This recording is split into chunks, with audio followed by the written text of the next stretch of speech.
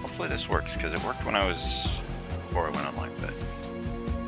There's your thing from yesterday.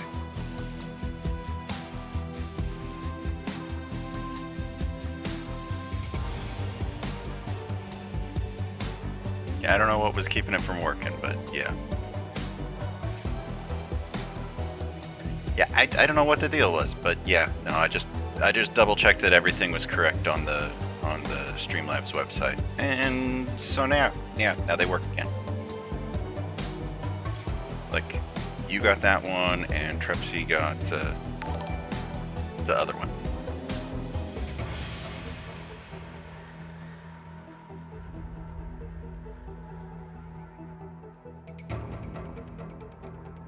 Yeah, I think that's the default, like, basic sub, and then the one that you got is the one that is what comes up most of the time for a resub.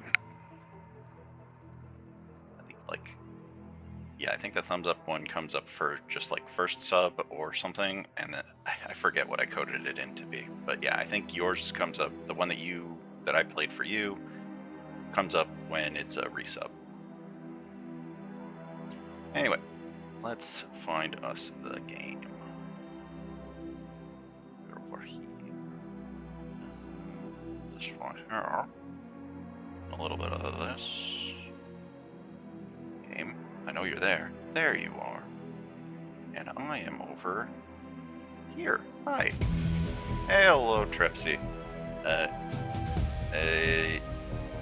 Here's your thing from yesterday. I don't know why it wasn't playing properly, but there you go.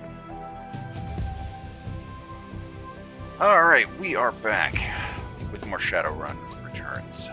When last we left our hero, we explored a rundown building to try to find someone who supposedly has clues and information on our friend who died. Dinner, you around? Well, I appreciate that. I will be here probably for hours. And yeah, so we saved a woman named Coyote from a very bad situation, and now we have been given a safe house, I guess. So we need to explore this safe house, see what it has available to us, and then interview Coyote and see where that takes us. So let's go. Alright.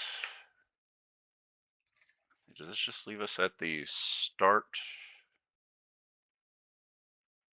Despite Coyote's clear desire to stand on her own 2 feet, Paco needs to help her through the door into the Seamstresses Union.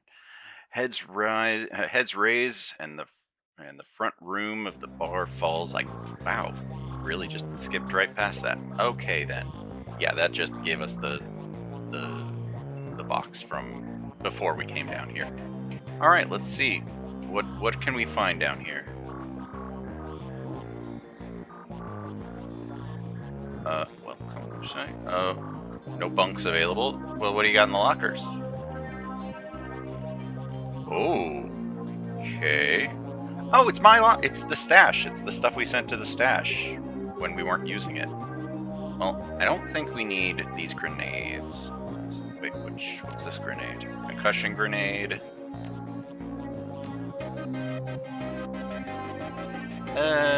You know what? We'll keep one actual grenade, and we'll take this good health kit. Because if we're gonna just be tanking all of the damage, we need to be able to heal ourselves. So yeah. Alright, at least we found where our stash is. Score. Wizgo Wolves. Alright. Oh! This is where, oh yeah! Before we left last time, we found out that Coyote was going to get a cybernetic arm, even though, you know, she probably can't pay for it. The person in charge of the place is going to get her a fancy new arm.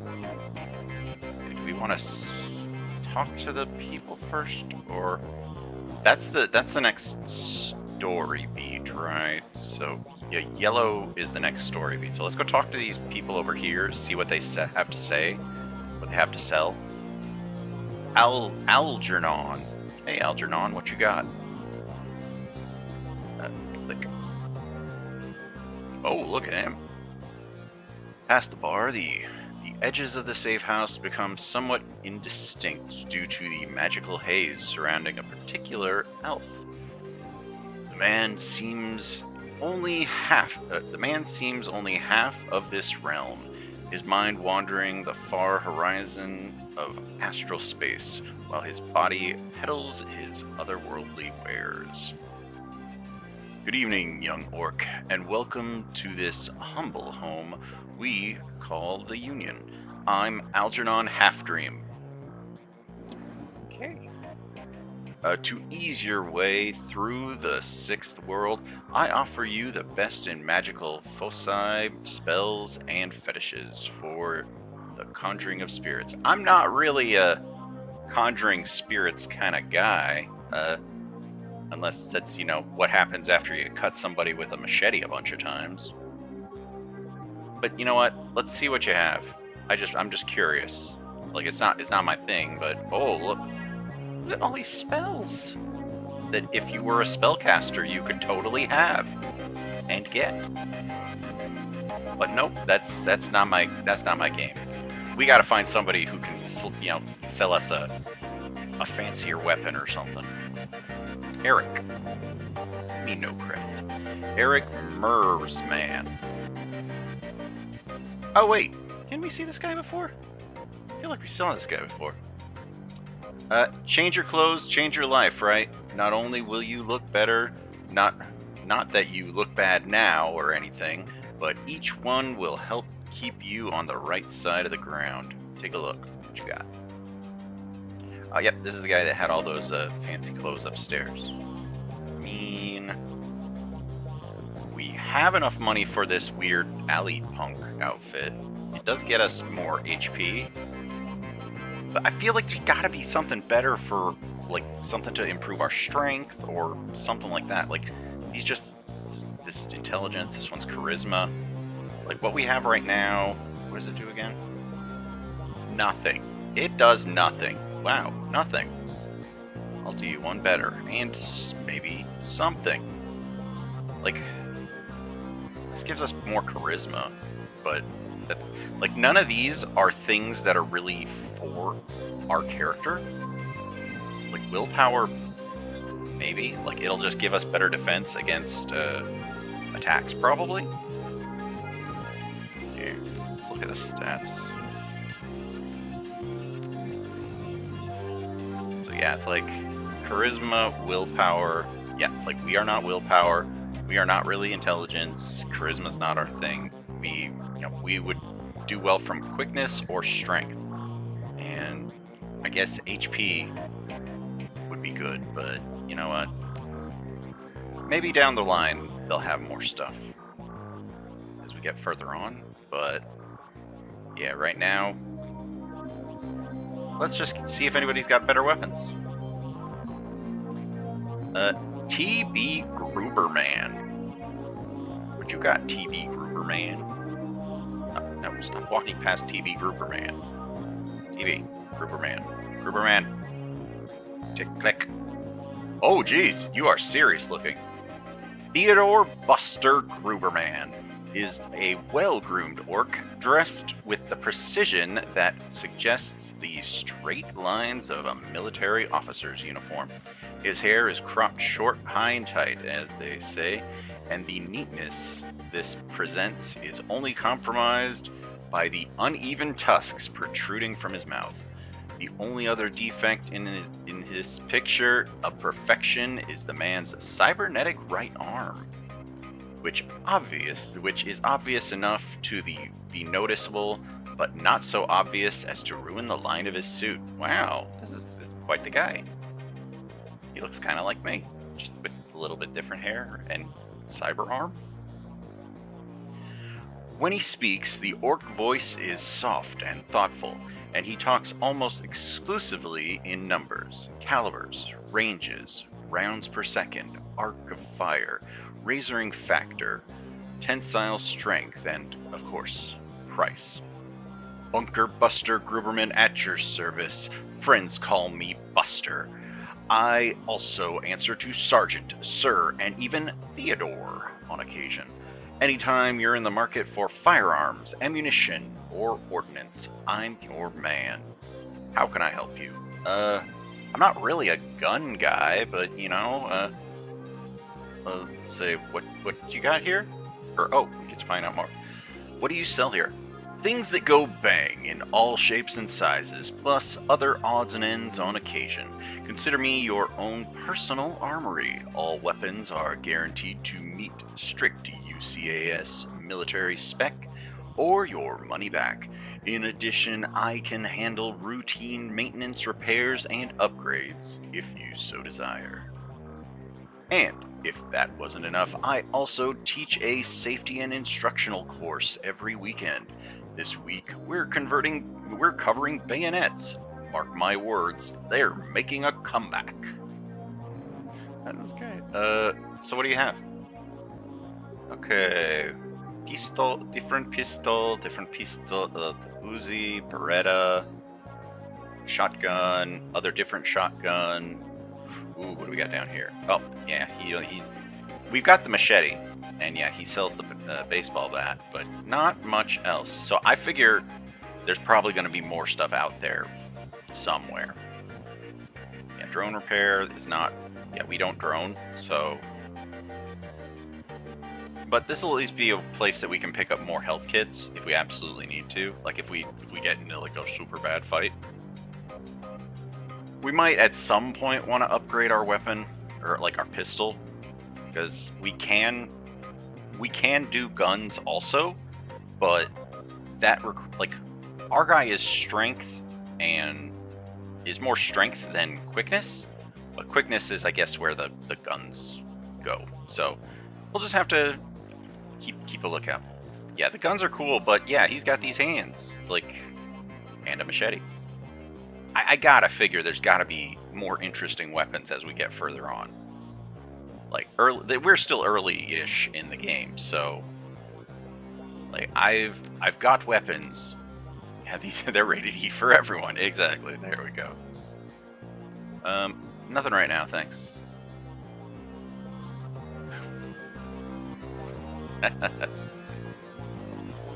Really, that thing is just full of just the randomest questions. Yeah, that thing is just full of the randomest. To the Shadow Realm.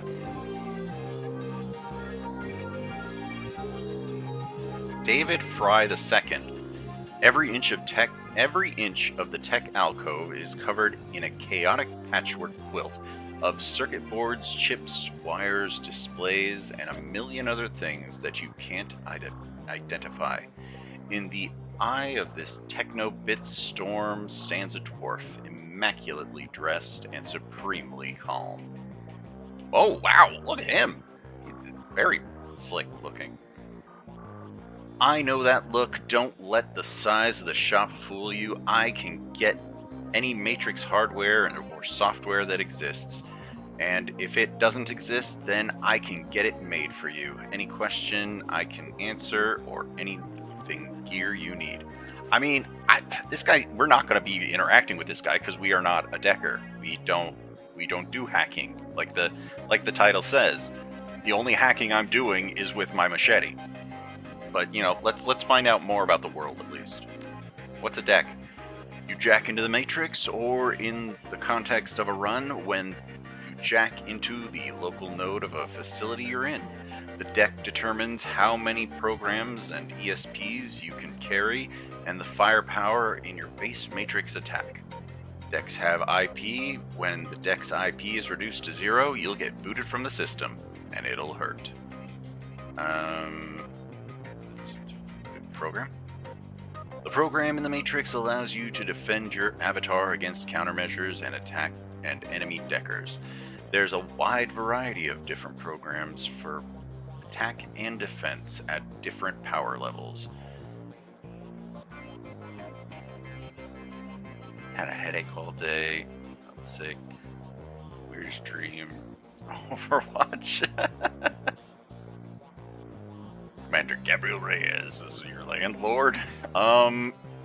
Is that really a good person to have as your landlord? Two neighboring houses were on fire, but talking on the porch and after help woke up.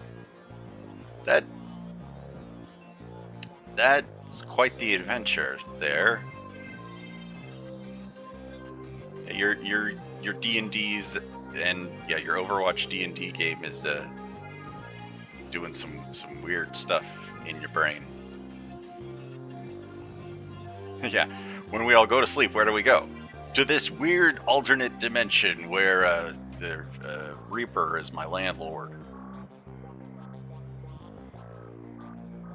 Let's see. What is an ESP? Johnny, you want to take this one? Oh, yeah, I guess, yeah, pre-Reaper. I mean, I have... Somewhere, my account still technically exists. I have his, like, regular guy outfit skin. Like, you know, the Gabriel Reyes. He's more or less just a guy version of Reaper. Okay, Johnny. Now we know more about Johnny. Sure, when you infiltrate a facility on the run, you have a team. When you jack into the Matrix, you are all alone. That's where ESPs come in. Lincoln, specifically D&D, Blackwatch days, so before Reapers now. It's a version that was there. Yeah, it's been a long time since I played, so the specifics. Yeah, it's Mr. Clean. He's not bald. But yeah, he's been around in here. He clearly had something more going on with his situation. Like he was suspicious in the way that yeah, he knows more than he's letting on. Alright, you go into the Matrix, you have different types of ESPs and they have different abilities. Let's see, what do you have available? Not that I'm going to buy any of them. They're not for me.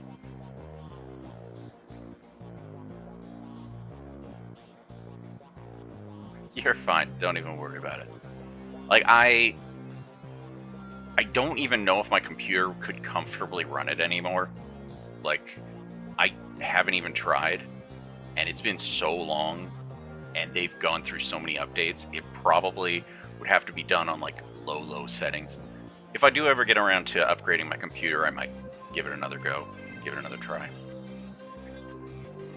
Mostly because I'll be encouraged to be trying more other like PC things.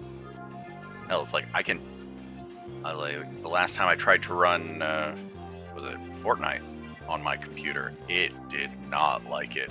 Like, Fortnite is not a terribly taxing game, but yeah, my computer did not like trying to play Fortnite and also doing a second other thing. So yeah, they got stuff, but nothing for me. Oh, I'm being rude. Let me introduce you to our resident decker, my good friend Johnny Clean. Well, in the same overalls that you saw him in upstairs, down here, leaning over a workbench crammed with circuit boards, cables, and chips, Johnny Clean seems a totally different person. You get the impression that Johnny was once as hot and as invisible as the most infamous deckers today. Good to see you down here. Happy to help if I can be. So, how is decking used? I mean, I don't do it, but how is decking used? The decking skill is often used just on terminals in the real world to get information, hack doors, etc. But occasionally a run will have the option or requirement to go into the local matrix LAN of the facility you are infiltrating in order to gain access to valuable information or control more important things in the real world. So why the janitor get up? What's the deal with that?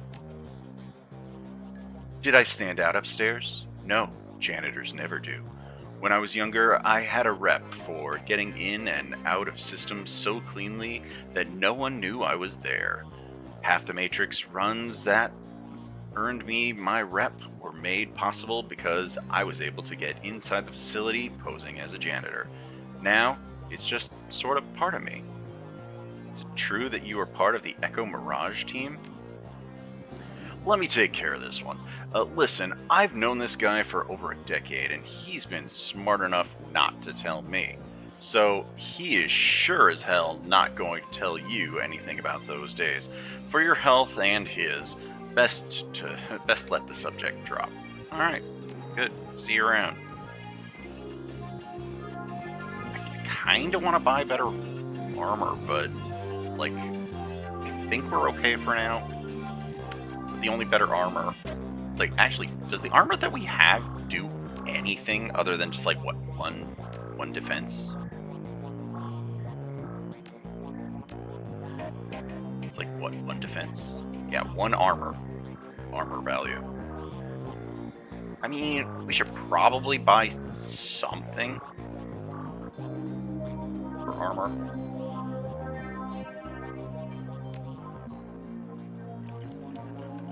This is 4 armor, and it's 750. And again, I think this is obviously the ideal, right?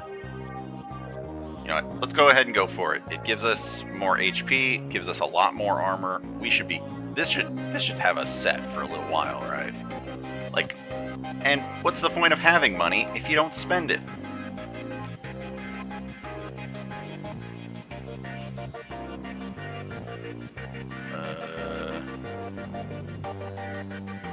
Equip this. Confirm. Game. Oh, there we go. Oh, look at us now. Oh, we look different. Let's look. Yeah, look at us now. We don't look quite as fancy as we did before. Hey, wait, where's my gun? Where the hell's my gun? Give me back my gun. I mean, I don't need my gun, but give it back. I had a gun. Or at least I thought I did.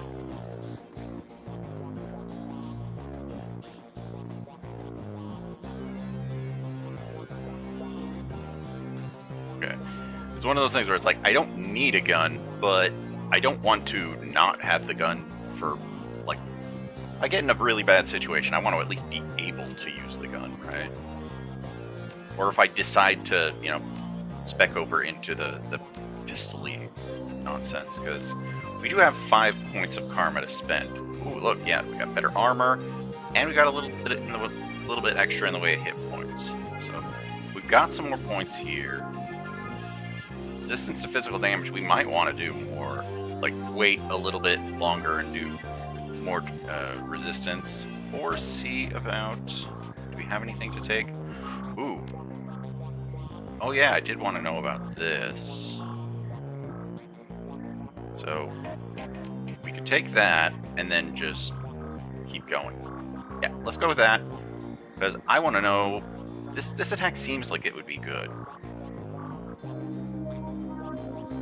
Hydrate before you dihydrate. Yeah, let's go ahead and take that couple extra points in damage. I mean, you've got like maybe 3 or so in there. There's not a lot of quotes, so. Okay. He's still with us. He doesn't even have any armor on. Okay, let's progress the plot. I said, let's progress the plot. Ooh, look at her. Make it quick. I need to operate. Little guy. Little guy. Thanks for helping me out back there. Looked like you could use a hand. Ouch. Bad joke right now. Oops. I actually wasn't paying attention. Yeah, that probably wasn't the best thing to tell her. She looks down at her mangled arm. Okay, folks, I'm gonna have to ask you to sit in the waiting area, watch some Trivid or something. This young lady and I have work to do. Boda never said what kind of cyber arm she'd pay for. I have some questions first. I have questions. My questions are important to my overall mission. Leon, can't you see she's in pain? Do you see that arm, chummer? I have to operate now. Okay, Coyote, let's take a look at your face. Leave it. Excuse me? She's gonna leave her face like that if they can do stuff to it? Coyote! I earned this face by being stupid, and I'm gonna keep it. End story. Whatever you say, kid. With one swift move, she sinks a syringe into Coyote's thigh. Nighty-night. Okay. Oh, she's up. Alright, Coyote. What do you know? I mean, it doesn't look as bad as it did. Just a little scarred. Coyote looks both better and worse than you last saw her. All gaping holes are plugged, and she's sporting a shiny new cyber arm. But now that the adrenaline is worn off, it's clear she needs some rest. Good morning. Thanks to the miracle of modern science combined with Doc Castle's magical healing powers, I am almost good as new. Better, really. Nice arm? Thanks. Mrs. Kubota will have me working it off for the rest of my life. She notices your expression. You look like you've got something on your mind. Yeah, I got questions. She flashes you a puzzled look. What kind of questions? About Sam Watts. Sam Watts? What about him? Sam's dead. Holy dreck, Sam?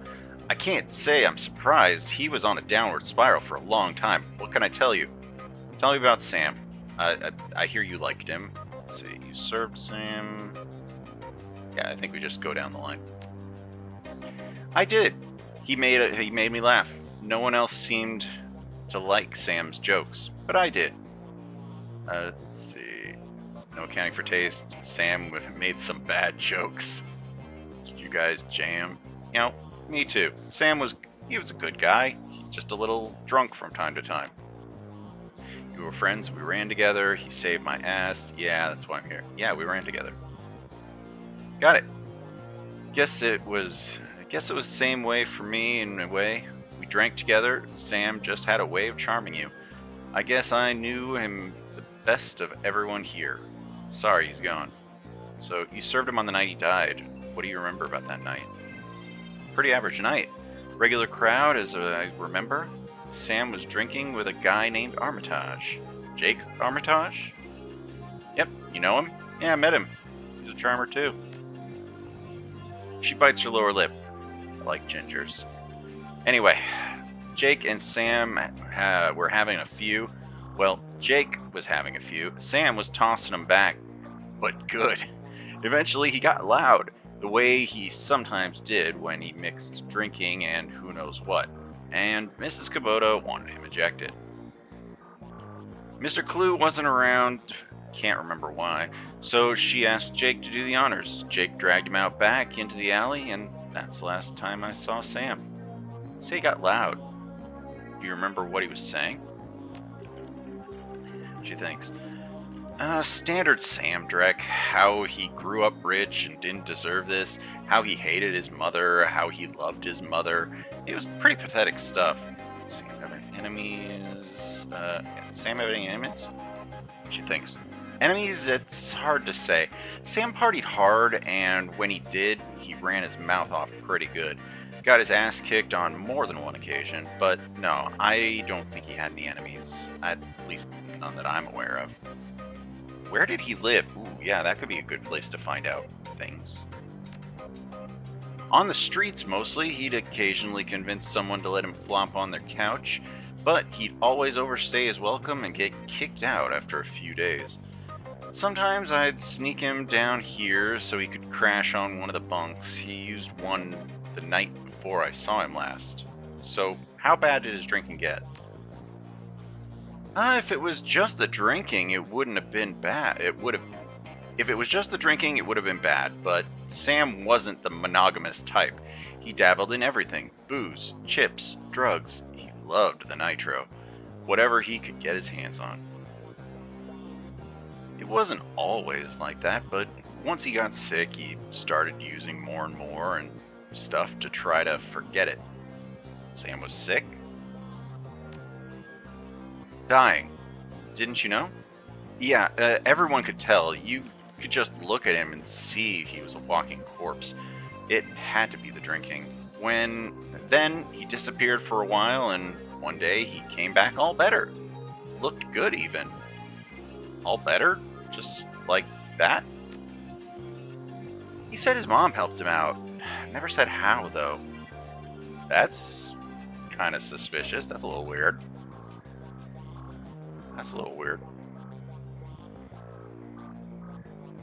Thanks, Coyote. Now I need you to do something for me. What you need, babe? I need you to talk to Mr. Delilah for me about the Royale run. He's usually upstairs.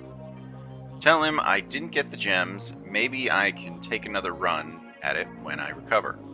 I mean, I will. I have the gems. I have the gems. Or at least, I'm pretty sure I have the gems. Well, yeah, we can investigate the bunk. It does. Deliver the stones. Okay, we did all this, but deliver the stones. I think we want to deliver the stones before we progress the bunk. Make progress with the bunk. I don't expect any of them to have anything different. Oh. Okay, it is different. I knew you'd be back. The stars foretold it. Actually, it was more the laws of supply and demand. What magical needs can I satisfy? I don't think you have any. You shouldn't have anything new.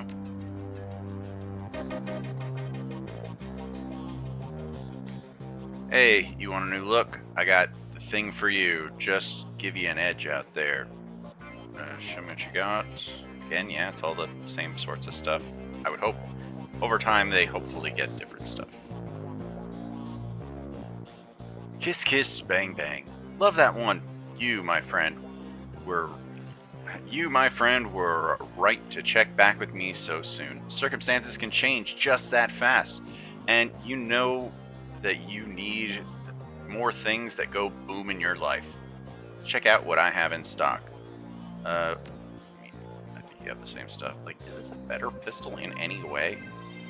Most common gun, low-grade pistol carried by guards. Oh, it has better capacity. That's why this one is better. But the thing is, I'm rarely going to be using a pistol, or at least until I feel that I need to spec over into guns. Like, I think we're just going to try to be as strong as we can. Anyway, stretch, I can stretch. And drink, I can drink. Thank you.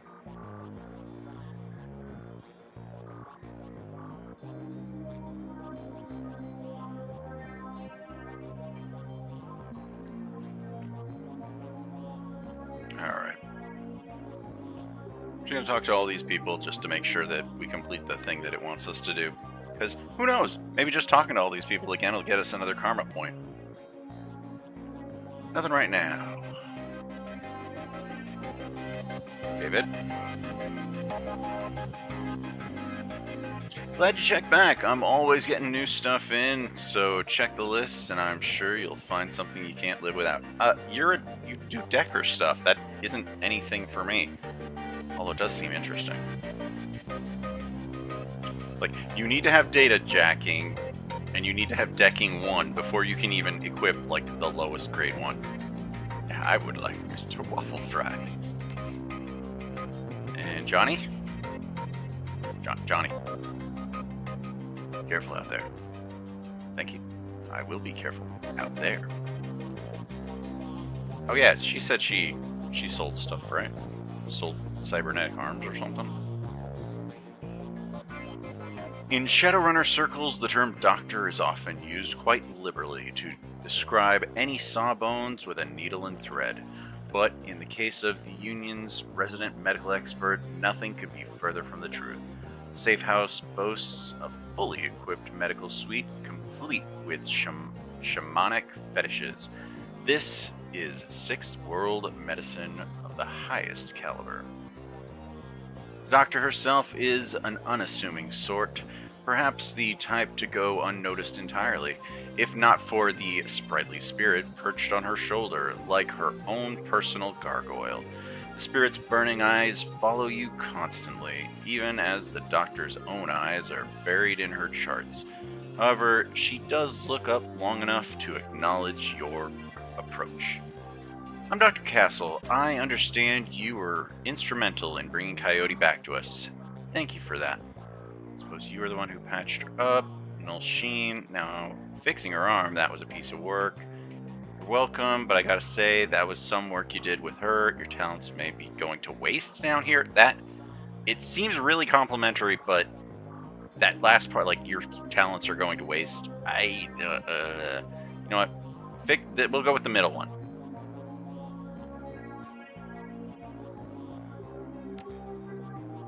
Surprisingly routine, as it so happens. She notes you eyeballing the facilities. I can tell you're surprised to find a full-service medbay under a dive bar in a slum. Don't be. This is a Shadowrunner bar, after all. For a purveyor of cyberware and trauma kits, there is no better place to set up a practice. I patch runners up, install and maintain their cyberware, provide medical supplies for their runs.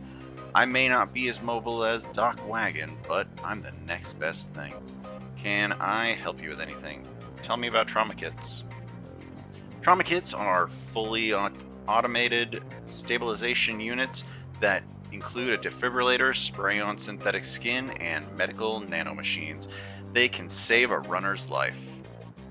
Yeah, Bot's got that one. They can save a runner's life if you move fast enough.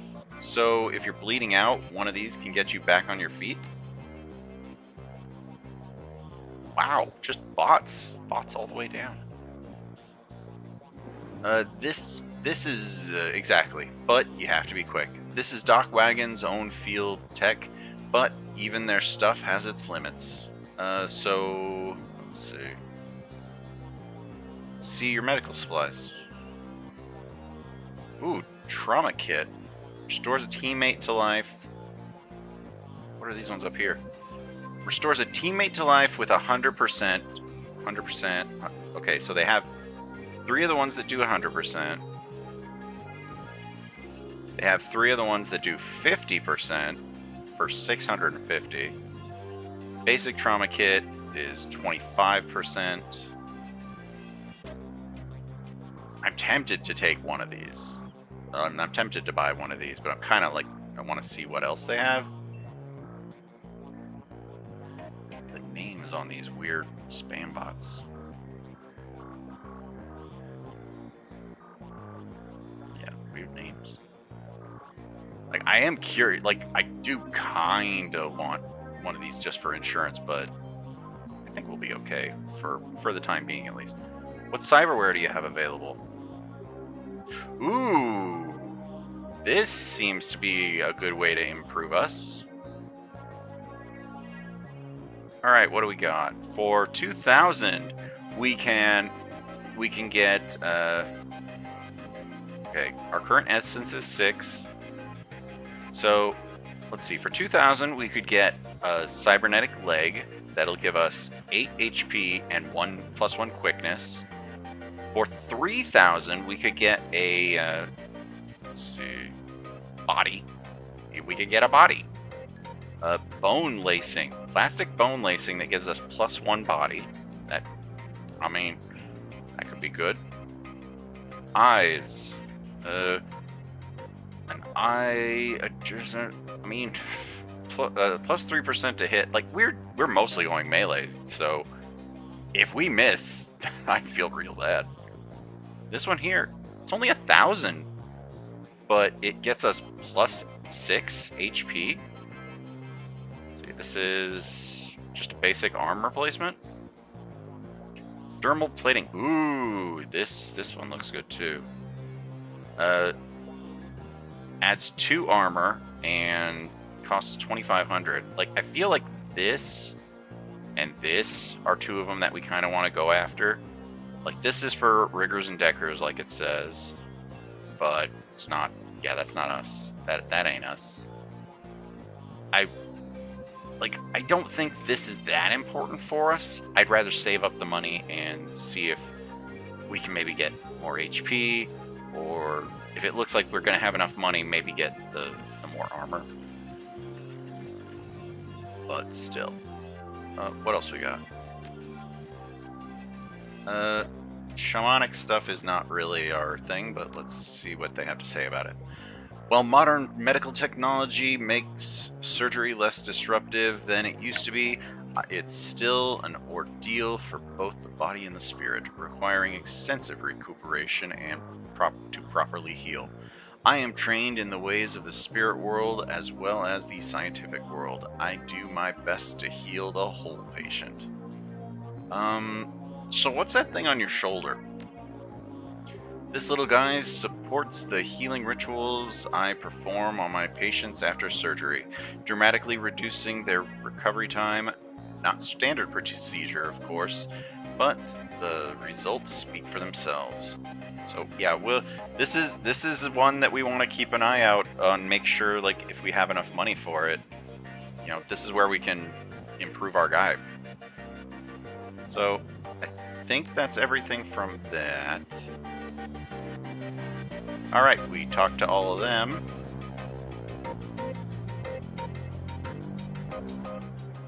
Let's go talk to the guy up here.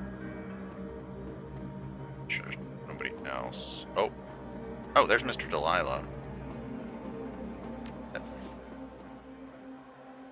Deliver the stones to Mr. Delilah.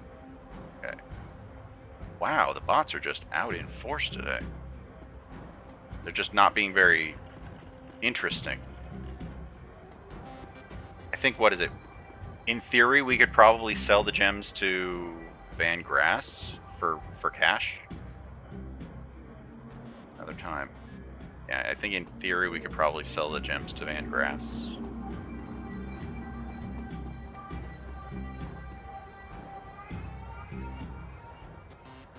Alright, how may be a service?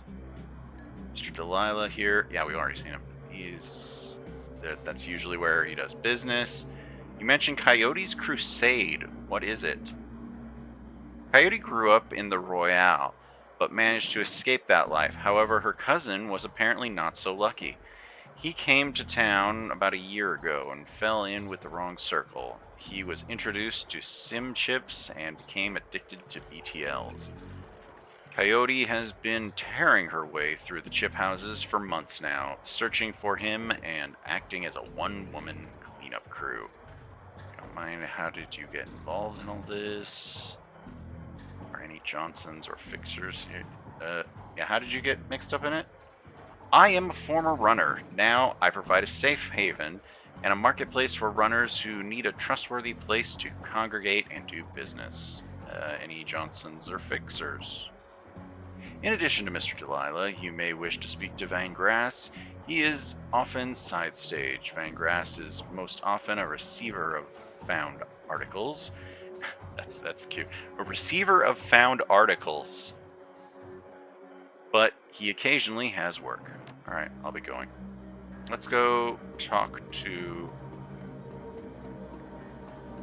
Because, yeah, it says investigating the bunk is, like, the main things, but optional is deliver the stones.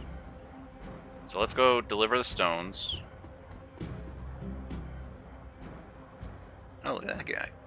Mr. Delilah looks small and tough, with an untraceable shoddy on his back and a heavy vest under his trench coat. He's got an air of someone who gets things done and occasionally does them himself. He might be an ex-runner, one of the rare ones smart enough to move over to management when he felt his reflexes slowing down. What do you want? Mr. Delilah, we have business. What business? I got no business with you. We're here for Coyote. She's indisposed. let's not tell him that. Coyote sent us. At the mention of Coyote, he finally gives you his full attention. Why didn't you say so? Coyote is late, and my client is getting anxious. Where is she? Downstairs, trying on a new arm. Your run went south. She's getting stitched up. She's downstairs in the med bay. Her arm got torn off on the job.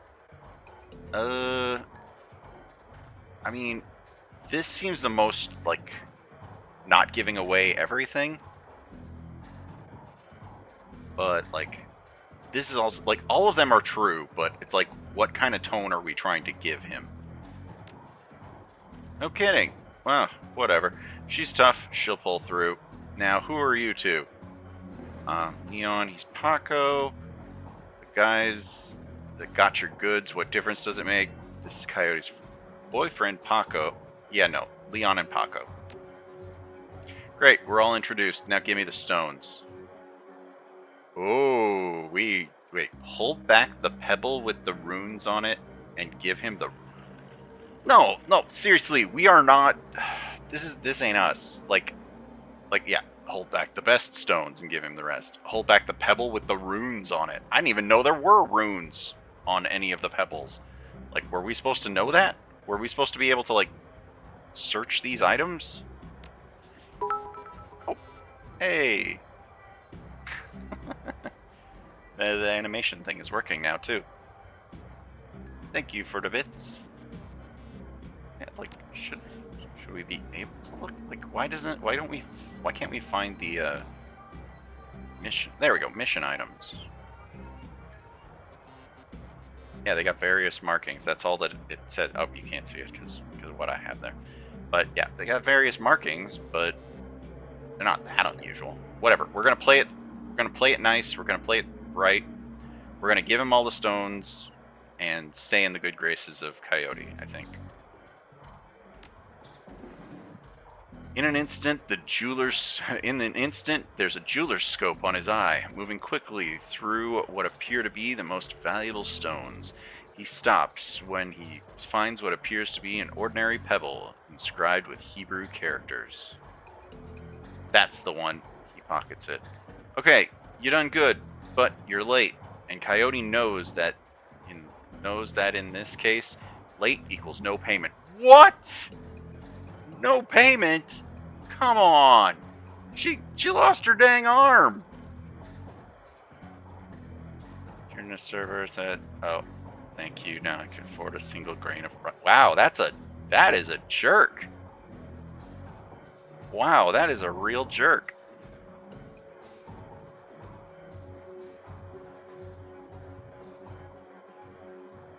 Like, I have to cheer and you'll be nice. Like, seriously, like, I know, like bigger channels, they expect, 1,000 bits or constantly 100 bits, 1,000 bits, 10,000 bits to, gigantify an emote or whatever, do all sorts of, all manner of different things. Like, come on, just nice little bits of bits is fine. Come on, no need to be a jerk about it. But yeah, no, she lost her arm, so now she doesn't get paid? And she's got to basically work off the arm the rest of the time? I'm sorry that happened for you there. That kind of sucks.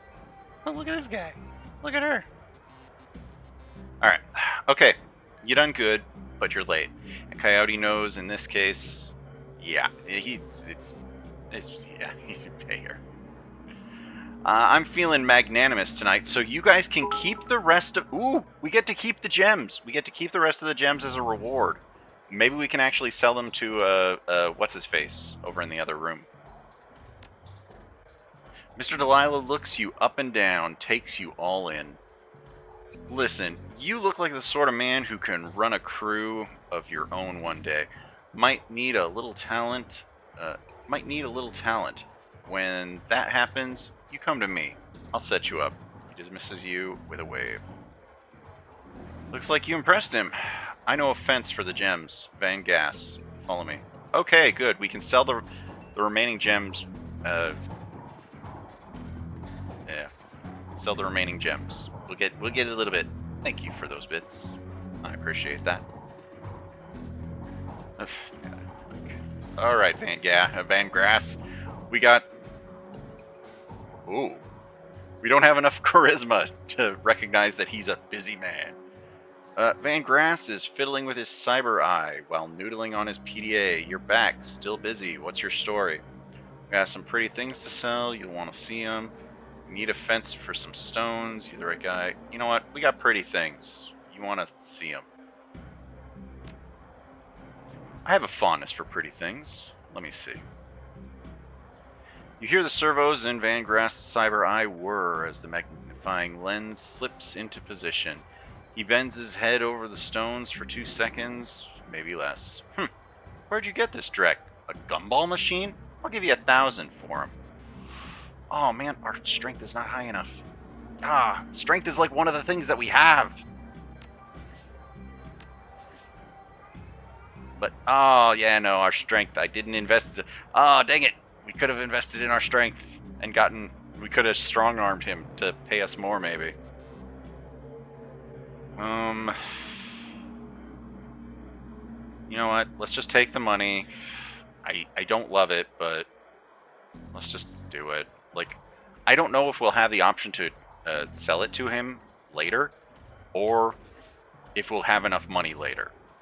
So, like, how long down the line? We don't need the money right now, but yeah, we don't have... Oh, we can't spend it while in the conversation. That's good to know. Just give me the money. Fine. Be that way. Kind of a jerk.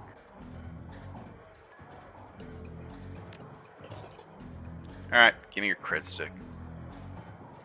Alright, we got 1,000 for that. Our stats, we need to min-max our stats even more. Like, our guy is very strong arm kind of guy, so I guess we need to get stronger. Let's go down and investigate the bunk.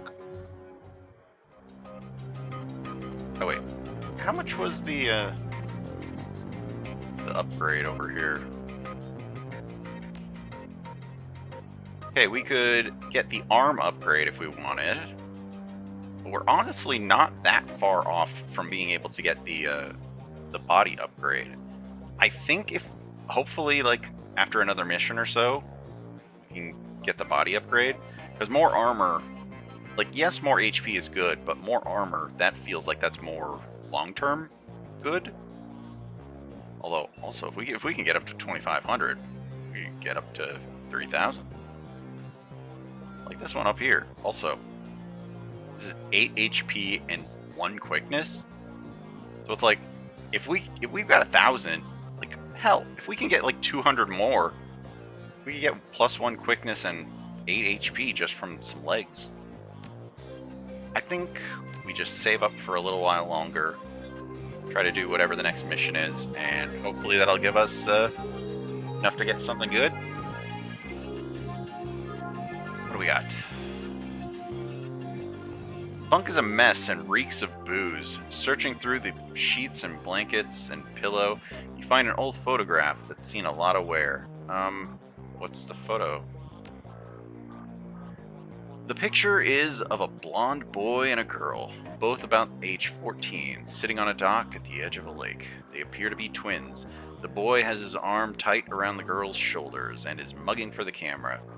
The girl is planting a kiss on his cheek while making rabbit ears behind his head with her fingers. Look on the okay, check the back of the photo. Written in a woman's hand are the words Sam and Jessica. Lake Sammamish State Park, summer 2040. Let's put that in our pocket. Actually, wait. Do we have... I don't know how much... We could probably try to sell these grenades. Like, probably sell the grenades for a little bit of money.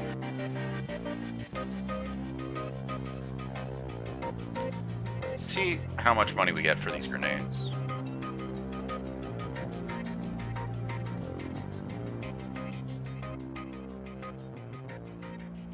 Oh, she does not. Yeah, she does not deal in grenade sales. So let's go. Long range. Hey, you, TB. How much can I sell these grenades to you for?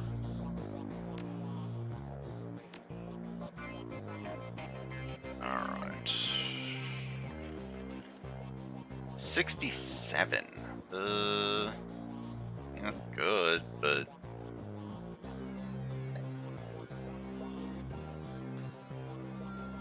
I mean, we don't need jazz. At least I don't. Yeah, it's like jazz is more guns. Gets us more AP, but it's more of a quickness and guns kind of skill. We could probably sell that. Let's see, we can get 100 from that. Oh, we do have one trauma kit. I didn't even realize that was what we had, so...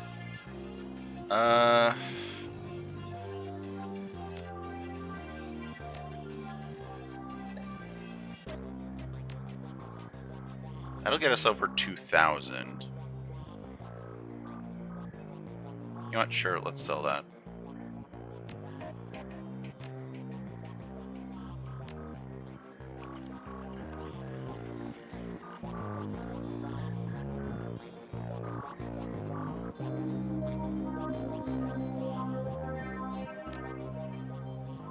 Okay, so we could get this. It's not really our stats, but I think what we do is we just save up for another 500 and get the armor. Like that feels like the better option. As much as I am kind of curious about, like, is 6 HP right now better than down the line, hopefully getting better armor?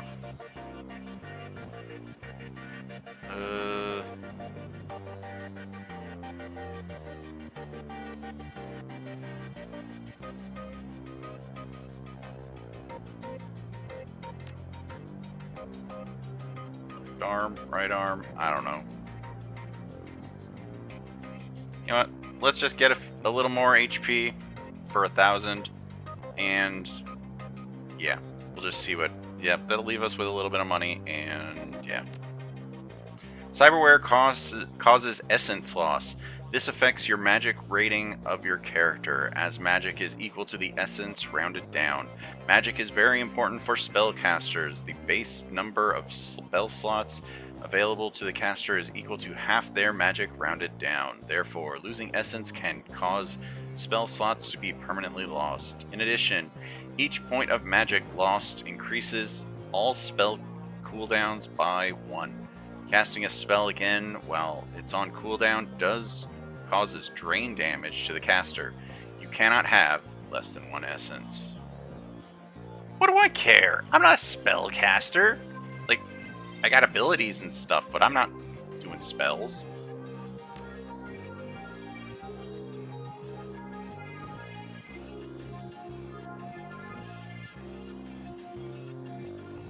Alright.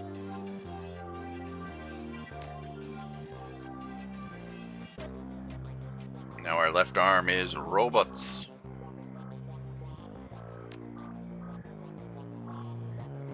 Oh, yep, there we go. See, now our left arm is robot.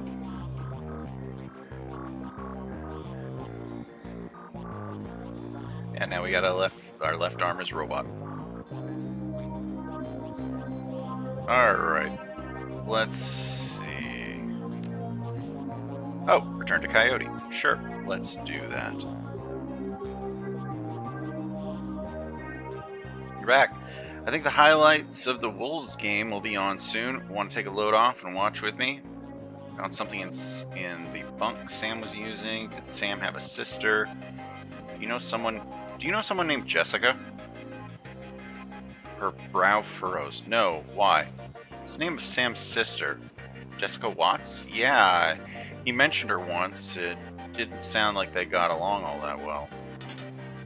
Your comm link chips and the screen shows the smiling face of Officer Aguirre. If he's smiling, it must be about money. Are all cops on the take as happy as you? Talk. What a pleasure to hear from you, officer. Yeah, we're buddies. Let's go dancing soon. Listen, the Ripper got another one. The victim worked at the NTSB investigation facility down at the docks. You owe me this one. Put it on my tab. You there now? Put it on my tab. You need to. I mean, I need to see that now. Better get here quick before McCluskey arrives. Image over the PDA dissolves and the call ends. Put it on the tab.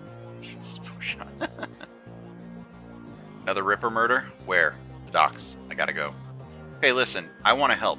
You dragged me out of the Royale before something bad happened. Worse than getting my arm torn off. And Sam was my friend. You head to the docks and I'll see if I can track down Sam's sister Jessica. She might be able to help us. See when I get back. I don't need your help. Thanks, I appreciate your help.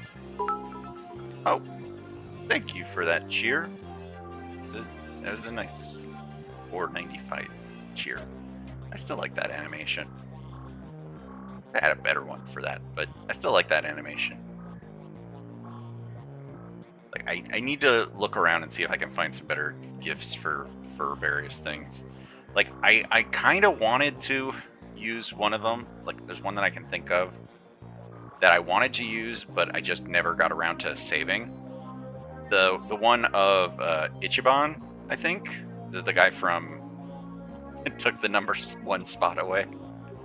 There's the one of Ichiban from Like a Dragon, where he like pops out of the box, and I wanted to use that one for gift subs and stuff. I just never got around to putting it onto the website, saving it, and putting it on.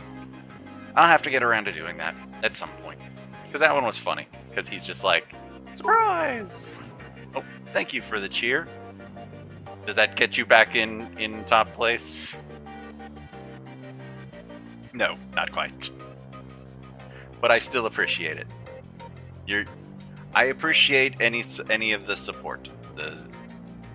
Any of those bits, they go directly to supporting what I'm doing, and they make sure that I can, pay for new and other games and stuff.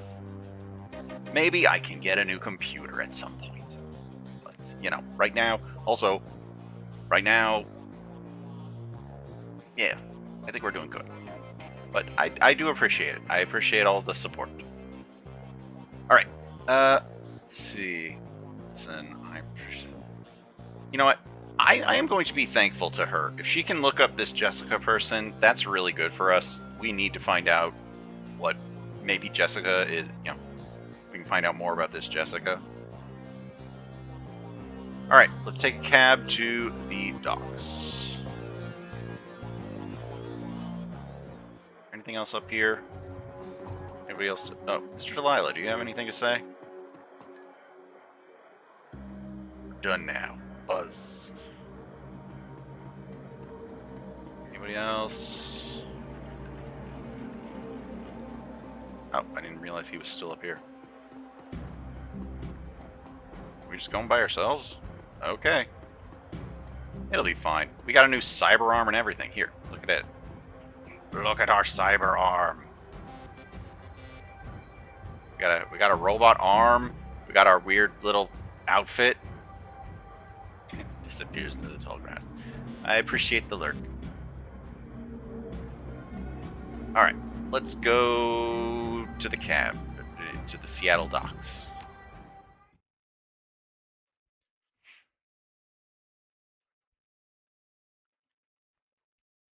Spend your karma wisely. A jack of all trades is a master of none. Ooh.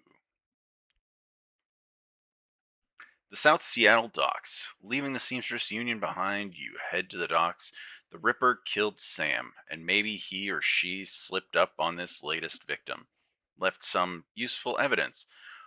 Only one way to find out. South Seattle's your typical industrial area. Grit, grime, and gray. The rain doesn't help matters any. Layers of dirt mixed with abandoned wood pallets, repurposed into makeshift furniture for the day workers. Garbage collects in the gutters and the broken down street. Disreputable is this district's middle name. Your destination, the National Transport Safety Board warehouse, is located on a small strip of dock towards the less maintained end of the waterfront. Despite the presence of those who linger in such places, it's quiet as you approach the gate. Ooh, it's quiet. Maybe a little too quiet. All right.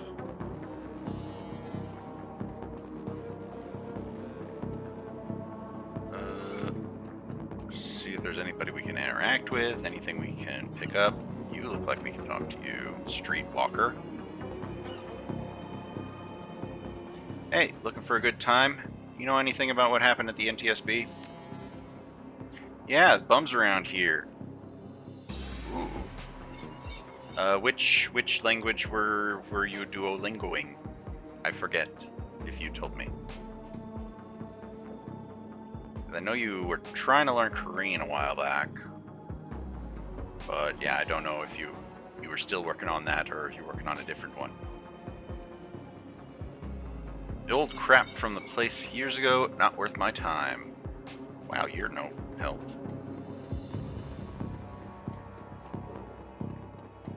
How do we get in here? Halt!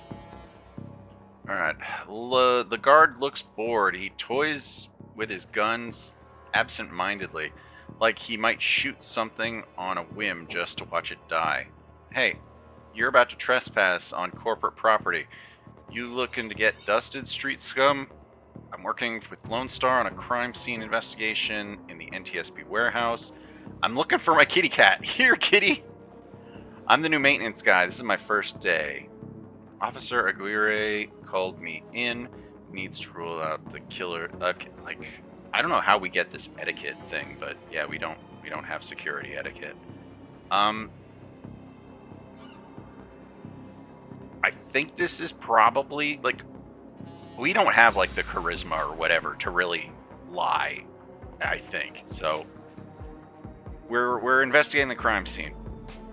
Sure you are. And I'm Lofweir of the King of the Dragons. Beat it. Shit. What else you got?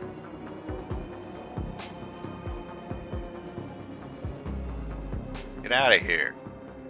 He's gonna, like, shoot us, isn't he? Well, we gotta find a way in there. You know a way in? Streetwalker? Looking for a good time? Not me, a friend of mine. I need you to have some fun with the guard at the fence. Ooh, this is how we get past. Let's see if there's anything else that we can do other than give them $20.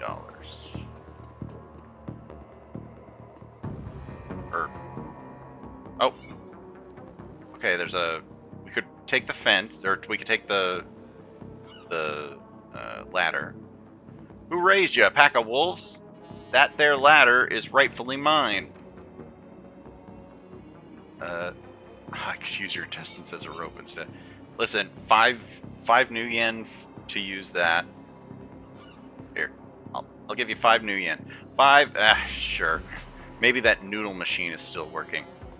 Okay, now we have the ladder. I don't know where we take the ladder.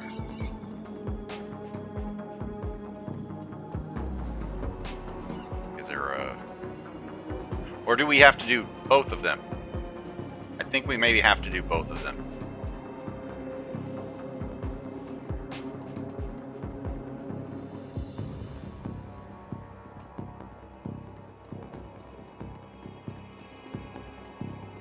I get the feeling we need to do both.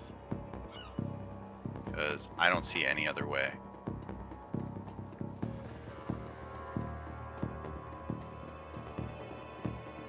Alright, yep. Guess it's a good thing we saved our money. Or at least a little bit. Yeah, my guard friend, he wants some company. She looks at you knowingly. Alright, 20 bucks. 20 buys you a 5-minute distraction. And I gotta get back to work and earn some real new yen.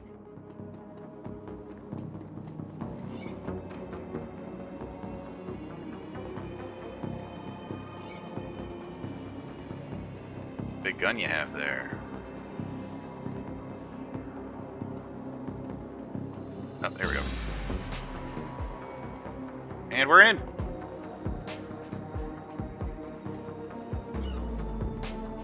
Oh, come on. Let's poke around real quick. See if there's anything to find. Like, scavenge anything. Ooh, stuff. I'll take stuff. Concussion grenade. Phosphorus grenade. Ooh. At the very worst, we can sell those.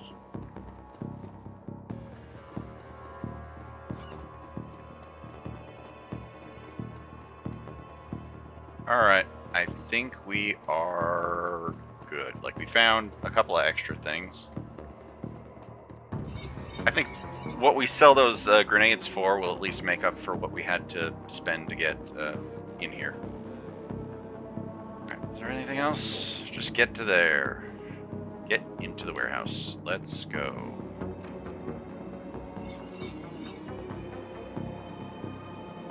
About to go to a new location.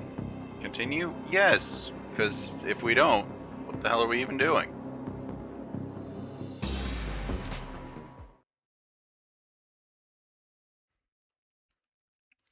Inside, the large gray warehouse is as typical as the outside. High ceilings adorn the girders and rickety catwalks. Up top of the high ceilings adorn the girders and rickety catwalks, top a huge utilitarian room. Concrete and steel walls meet a concrete floor. This is a place for storing things, and nothing more. Despite the quiet on the outside, the inside is a hornet's nest of Lone Star officers going about their business. In the center of the activity is the Emerald City Ripper's latest victim. With uniforms everywhere, no one stops you at the door. It seems the case hasn't leaked to the press yet. Lone Star, no, you've got a job to do. Alright.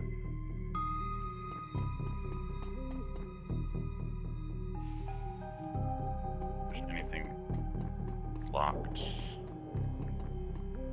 Okay, that's locked. That's locked. Oh, there's Officer Aguirre. Took your sweet time, didn't you? You know the traffic these days. Fill me in. I'm a busy man who's the corpse. I thought we'd agreed to work together on this. You know what? Traffic can be hell these days. Fill me in. We had time to go over the evidence while you were en route. Turns out this might not be a Ripper murder after all. Left the computer on in the office over there if you want to see for yourself. The victim worked here at the NTSB warehouse as a black box researcher. NTSB, the National Transportation Safety Board. This warehouse is used to go over the wreckage from plane crashes to try to determine what happened. The Vic was in charge of the highest priority investigation at the moment. We've gone through the victim's computer, and his case notes indicate that he was selling secrets. Idiot kept records. Scientists don't make good criminals. That'll get you killed quick. Spilling corpse secrets, not the wisest career choice. Yeah, not the wisest. Nope. Some runner like you probably offed him to cover up his corp master's involvement and tried to make it look like a Ripper killing. Here's the office key. Check it out for yourself if you want.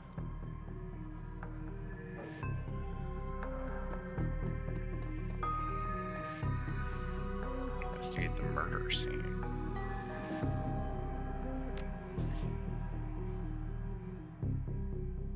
I mean, let's go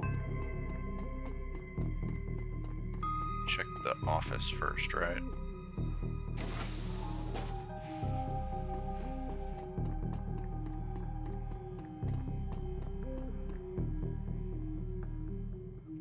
This appears to be the victim's locker. The door is slightly ajar. Inside, you see several of the dead man's personal items. Inspect the toothbrush. Blue toothbrush is still wet from being used. It smells of mint and cigarettes. Inspect the comb. The comb is black plastic with some wiry gray hairs stuck in it. Thanks, Locker. You've given me so much incredible information. Right. What do we got? The researcher's work terminal or cyber terminal has been left on, presumably by the Lone Star investigators. Note 95. Case 95, federated Boeing jetliner, corporate owner Ares. The plane had several mechanical issues resulting in a mayday at 3:04. Pilot reported that the altimeter was reading in negative values. Co-pilot takes over the controls as the pilot leaves the cabin to investigate the rear of the plane. Let's see. Computer 258. Pilot cannot be contacted or located by a plane steward. 304. Co-pilot's radios in for mayday. 312. Plane crashes into an empty field in the West North Dakota. 96. Case file 96. Pratt and Whitney unmanned. Ares summary redacted. Time log redacted. Wow. 98. Files been corrupted. So what's the private notes? The notes that appear on screen pertain to the NTSB case file 96, the crash of the Ares jetliner near the UCAS and Sioux Nation border. The crash is reportedly the result of an equipment failure. Reading further into the investigators' notes, however, you find substantial evidence linking the crash to an experimental Renraku research initiative. This information could be worth a great deal to the right buyer. You download the research notes to your PDA. Do we really want to sell this information? Like, I guess it's good to have it in case we need to, but that seems like dangerous. Yeah, that seems dangerous. Anything else over here? Ooh, things. Give things. You do not need to go right now. Oh, it was a toilet. Old poster depicts a svelte young woman posing, and yeah. I can't see it. Oh, yeah, now I can kind of see it. With a gun.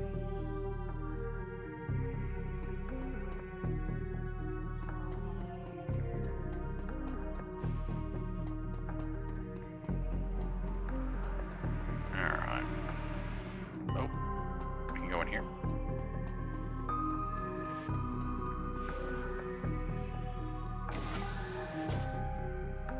What do we got in here? Oh.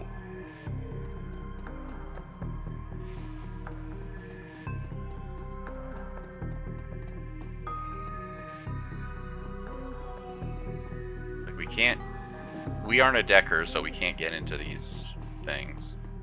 Not that I think we even could. I don't know, maybe it doesn't give us the prompt if it's not possible. Alright, let's go check the crime scene. Oh hey, Dresden. Leon, surprised to see you here. Let me guess, Officer Aguirre tipped you off? Suppose you must have made an impression on him at the market yesterday. Or your cred stick did at any rate, he chuckles. Anyway, surprise, we've got another Ripper victim on our hands. Business is good for the Dial-A-Morgue. So what's the story on this one? You look like you've been putting in some overtime. Tell me about the victim. Yeah, the cred stick. So what can you tell me about this victim? Victim's male, mixed Native American descent, age 38. Based on the condition of the body, it looks like he was killed around 2 in the morning. And yes, I am a little tired. Bodies have been piling up like cordwood, it seems. Cause of death unknown. Several internal organs were removed from his body after death. Quite gruesome. I'm not sure if the killer even knew what they wanted before they started cutting. Not much else to tell yet, really. He does have a lot of pre-existing scar tissue, so he probably had a major surgery at some point in recent history. Unfortunately, with the organs gone, I can't determine the nature of the surgery. That does not sound like the Ripper. Pop into a game, be watching. I will be here. Let's see. Any idea which organs the Ripper were after? Nice hole where his chest was. So what's on the butcher's shopping list? Not quite how I want to go out. So what was the Ripper after, I guess? Well, the killer definitely took the lungs, and more I look at it, though, the other missing organs just may just be eviscerated within the chest cavity. That does not sound like the Ripper. Sounds like the Ripper is taking a different trophy from each victim. Sam's liver, Guy's lungs. Any theories? Was McCluskey any closer? McCluskey couldn't find his ass with both his hands. Don't tell him I said that, though. So, how's Aguirre doing on the case? He seems to be a real go-getter. Aguirre would love to solve it before McCluskey and get the gold detective shield. Plus, he'd love to see McCluskey suck it in front of his superiors. He's already tried to bribe me to keep information from McCluskey and slip it to him. I'm inspired by their tireless pursuit of justice. Did you take the money? He grins from ear to ear. Do you have any idea how much this job pays these days? I don't think Aguirre's officer salary is going to do much to seduce me into helping him. Sounds like the Ripper's is trophies. Sorry, I don't do theories. I'm just a scientist who happens to prefer dead people. However, there was a massive damage to this chest cavity. I can see that the victim's lungs were transplants, which is interesting since the other victim's heart was also a transplant. Granted, modern medicine has made organ transplants relatively easy, but it is an odd coincidence. But as a scientist, it's just that, a coincidence. This is only the third body I've personally examined. One of our other branch managers handled the other two. If I find that more of the victims had organ transplants, I'll let you know. So who's that woman? No clue. She just showed up next to Ken, I think. I'll take a look around. Good luck out there.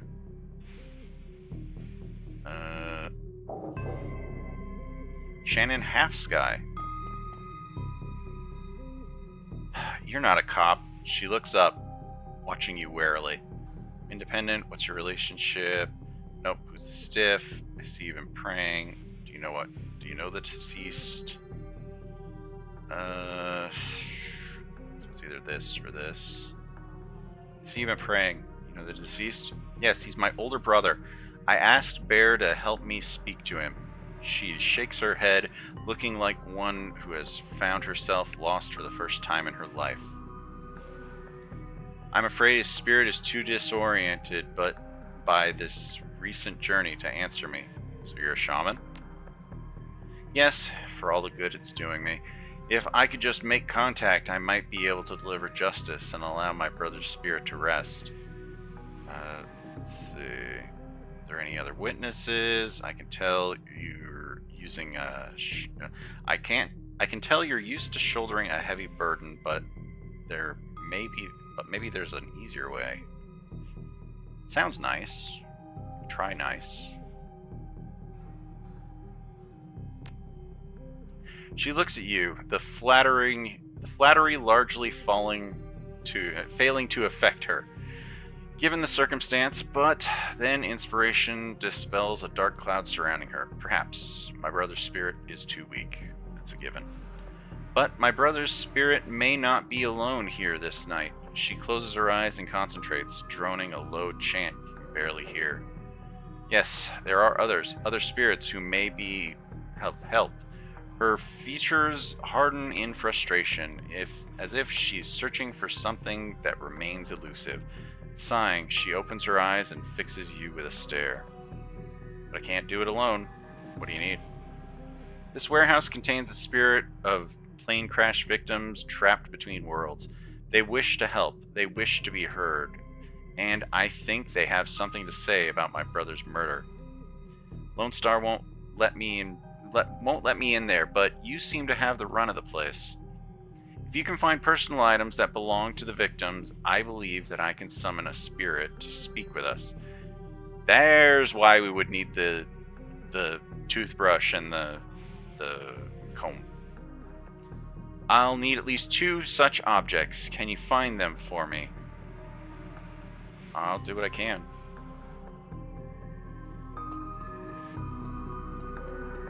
Let's get us like any other stuff to find. Oh, what is this? There's a large pile of old shoes on the ground next to the airplane seats. They could be discarded luggage or possibly the shoes worn by the occupants of the plane at the time of the crash. Let's dig through the shoe pile. You find nothing interesting in the shoes in the pile. Walk away. Well, thanks, shoe pile. You're a lot of help.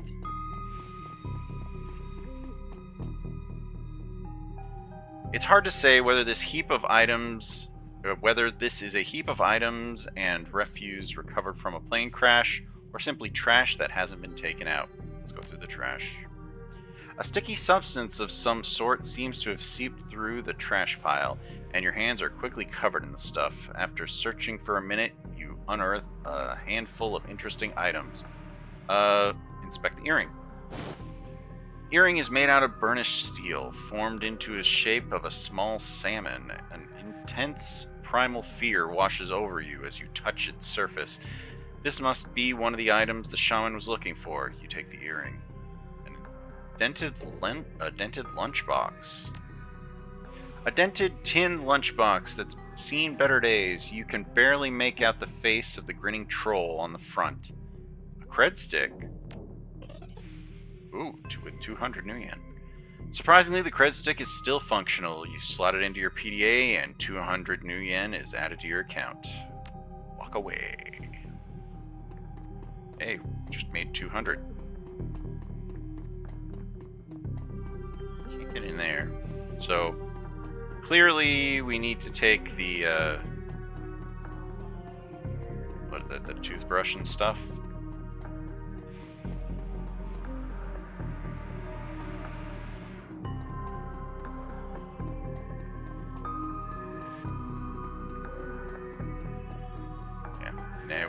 Now we know why we needed to get his toothbrush. Sure there wasn't anything else on here. Leave.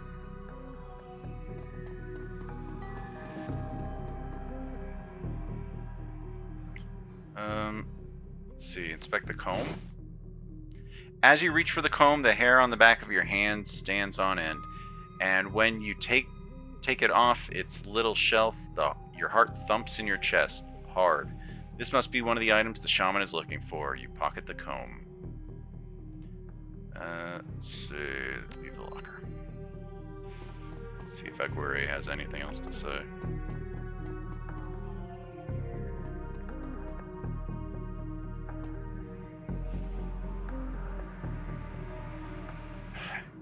What?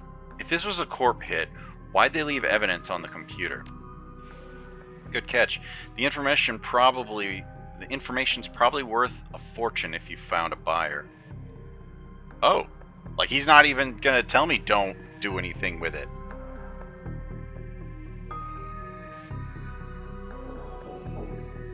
He's not even gonna try to stop us. Okay, we got haunted items. We got fun haunted items for you to play with, shaman.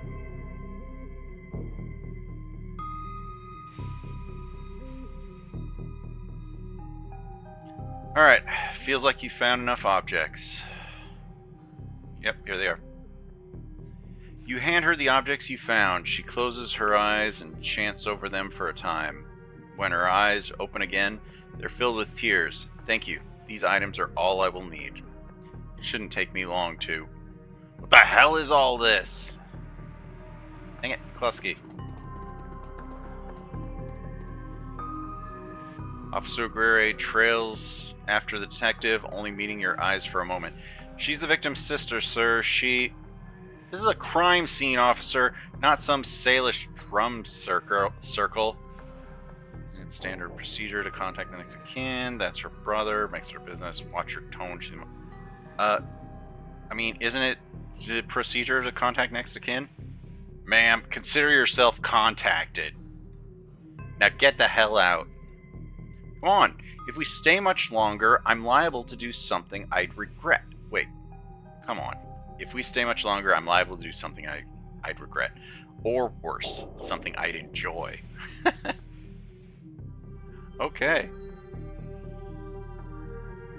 Oh, we got 5 karma. We can upgrade our strength. Min-max ourselves into strengths. I'm already annoyed that we didn't get our strength when we could. Although I am still want to know about this weapon. You know. Yeah, I don't want to miss a stat option, and strength is our like key stat.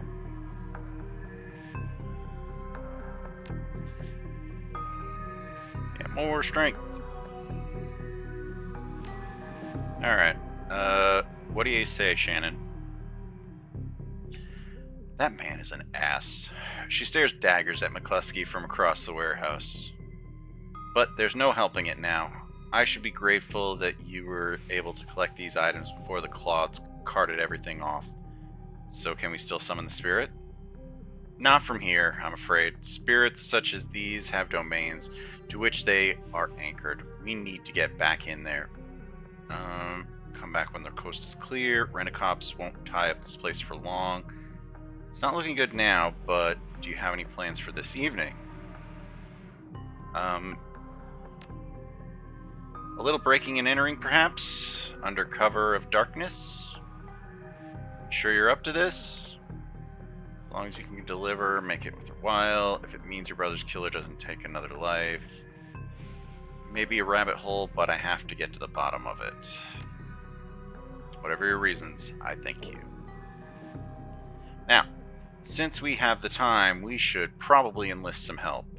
They may post security overnight. And I'm going to go out on a limb and say you know where to find the kinds of people we need. I mean, you could say that. 4,000? Good. I'll put up the money. If you find the bodies, she produces a fistful of crumpled new yen, and inside the leather pouch starts to count it out, then shoves the whole wad at you. Meeting back here at midnight. Spirits will be strong then. Okay. Got a lot of money. A lot of money. What? There's stuff in there. Oh, I hate that I can see that there's stuff here. We can't get back in. You left that guy in a crime scene again. I'm calling Internal Affairs. Internal Affairs, I'm sure they'd love to talk to you. That's good. Alright, let's head back. Let's see who we can take with us. As you start to leave the warehouse, your comlink chirps and the face of Coyote pops up on the screen. Coyote looks tense. Oi, Leon, you in the middle of something? Getting jerked around by Lone Star and kind of busy, no problem. It's getting jerked around by Lone Star, same old thing. I hear you. Her jaw sets. I don't know if I ever told you, but I was born in the Royale. BTL pushers like Stevie J ran the squats. Ran my world when I was growing up. I remember. She looks relieved, Wiz. I have a cousin, Gino, who's been missing for months. He hit the sprawl about a year ago and immediately fell in with some tweakers, bad guys. They hooked him on some high-amp dream chips and started using him for all sorts of dreck. I tried to help him, but he pushed me away. Then he disappeared. I've been shooting up BTL labs ever since, trying to find him. So you're on a crusade. Maybe. That's what Mrs. Kubota calls it. Her face lights up. She's running hot. Has a serious edge. I know exactly where he is this time. Got an old friend who's eyeballed him herself.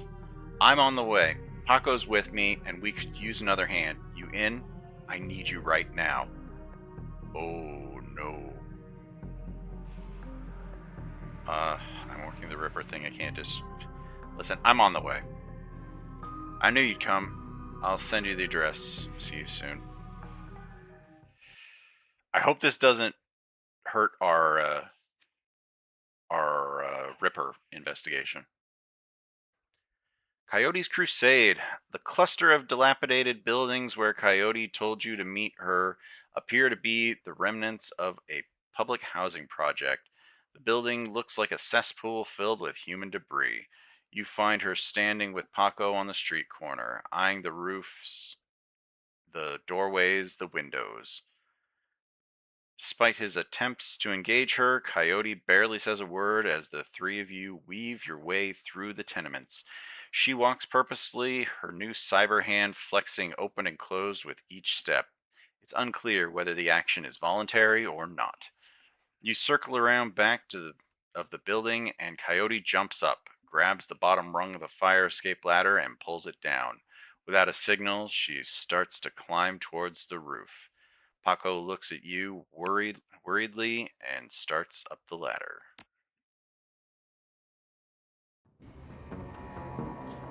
Thanks for meeting us, Leon. I owe you one. Sweat, I figured you could use backup. Maybe I can find a way to make this pay off. Let's get it done. I can kill it. You know what? I figured you could use some backup. Yeah, you never know what sort of firepower to expect in one of these BTL squats. She brightens. Oh, hey, listen, I got news for you. I know Sam's sister Jessica? One of the contacts found her for me while you were on your way here. I called her and asked her to meet you at the Union later today. Hope that helps. I thought I told you I didn't need your help. Yeah, Jessica. You found out about Jessica? Good job, thanks. She looks at you, her scarred face soft. Least I can do. Alright, let's get this done. My cousin Gino should be in one of the squats past the door up ahead. I hear there's a whole lab set up there. From my experience, there's usually lookout watching for cops outside and guard at the door inside. Like I said, don't know how much firepower to expect. These guys are nasty and stay on guard. I just want to get in, grab Gino, and get out. Alright. Okay, Coyote and Paco must survive, find, and rescue Gino from the pushers. Right behind you. Let's do this. I feel like at the very least we gotta talk to this guy. Excuse me, BTL guy, what's your deal? You're big, I'm big. The orc looks twitchy, his eyes rolling in his head. He scans the three of you, looks past to see if there are any others, licks his lips, nods thoroughly as if going through some internal checklist. Ahoy, how you doing? Good day for a trip, ain't it? She leans in, whispers in your ear. This guy's a clocker. Trades work time for chips. Part salesman, part lookout. Probably has a signal device for the guys inside. You want to go on a ride? You can forget you're an orc for a while. Worked for me. You sell BTLs? He grins with a lopsided grin. Oh yeah, chummer. Oh yeah, better than life. Definitely better. Dream chips, mind benders, sim stim, sim sense without peak limits, high octane intensity. What kind of rides you got? We got it all of it. We got it all. Yeah, what you want to do? What you want to do? Some crime? You want to be bad? We can hook you up. Don't roll that way. Want to be a hero? Be a hero. We got fairy tale direct chummers, love, you name it.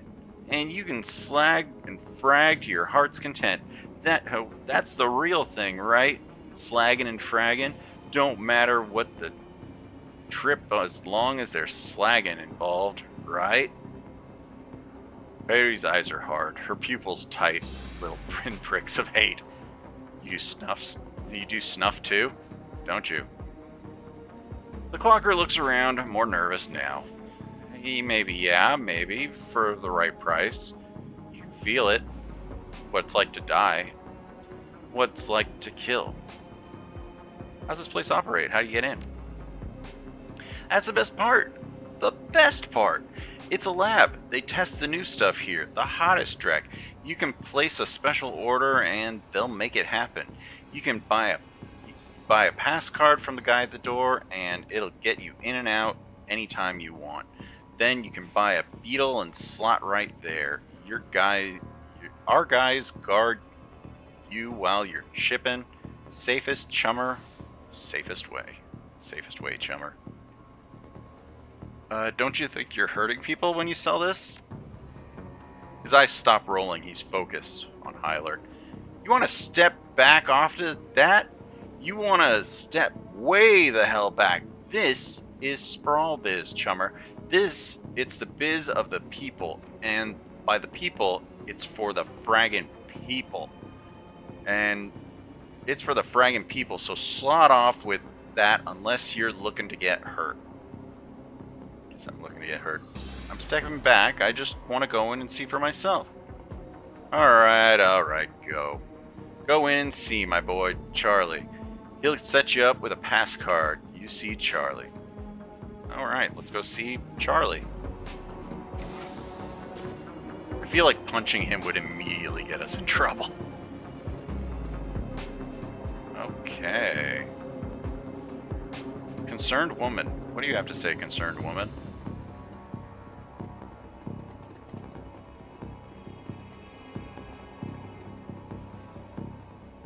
The woman is probably in her 30s, but hard times have aged her. She looks at you with concern. Don't do it, friends. Don't slot that Drek they're selling. BTLs are killers. They're theirs most of all. You sound like you know from experience. Have a pass card. What kind of guards do they have? Chip heads. We're looking for Gino. You sound like you have experience. She pulls her hair back to show you. No implant. And then her mouth tightens and her eyes well up in tears. I do. I know. Lost my husband. Lost my son. My daughter. They use her to record. Tears stream down her face. Do you have a pass card to get in? No, but Jamal has my son's card. Took it off him when his brain fried. Jamal's down the hall. Don't know if he'll give it up, but that's between you and him. So what kind of guards do they have? They're serious. She looks around frightened and whispers, they're serious. This place is backed by the Yakuza. Japanese Mafia? Oh man. How many and what kind of firepower? There's a guy in the door, Charlie. He sells the passes to get in. He's not tough, blind in one eye. There's another 5 or so wandering around. 2 of them are bad news, covered in magic symbols. Mean. 5 or 6? That's not so bad. We have surprise on our side. So, any chip heads inside the lab? Yep. All day. All night. And they can be dangerous too. Chip heads can be dangerous. Once someone's chipped, they can send them any program they want. Make them do whatever. Turn them into horrors, killers, anything. We're looking for a kid named Gino. You know anything? Who doesn't? He's here all the time. Gino's a clocker. Trades his time for chips. Like their little errand boy. I saw him go in there this morning. Hasn't come out, so imagine he's riding the dream chip. Alright, gotta go. Thanks for the info. Okay, so Gino is in there. Probably. There's Charlie.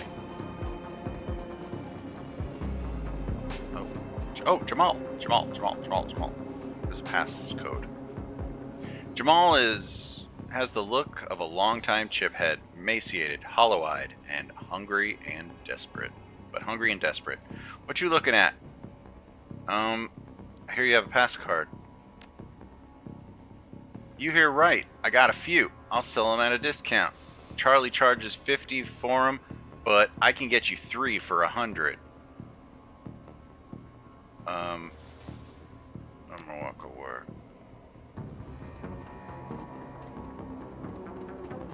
See if there's like anything we can interact with here. Let's go talk to Charlie. Oh, we missed our chance to buy from him, I guess. It's like one-time chance. Ooh. There, our strength is paying off. Charlie is an orc with an expression of boredom and one milky eye. He drones through his standard patter. Need a pass? 50 each. 150 for the lot of you. That'll let you come and go as you please. You can chip in there and we'll keep you safe while you ride. BTL chips are separate cost, last about 3 hours, prices vary. Buy those inside. Fix him with a stare. I don't think we need passes, do you? Nope, I'm good. Haha, we got in for free, just for being strong. His one good eye wavers. Nope, I'm good. See you on the way out. Yeah, we're strong. We got high strength, so we just stared him down and now we're in.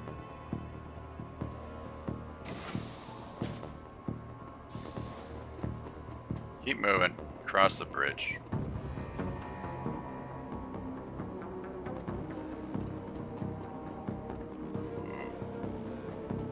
Dang, this is a long... Like, if we end up in a fight, this would be a long way to go.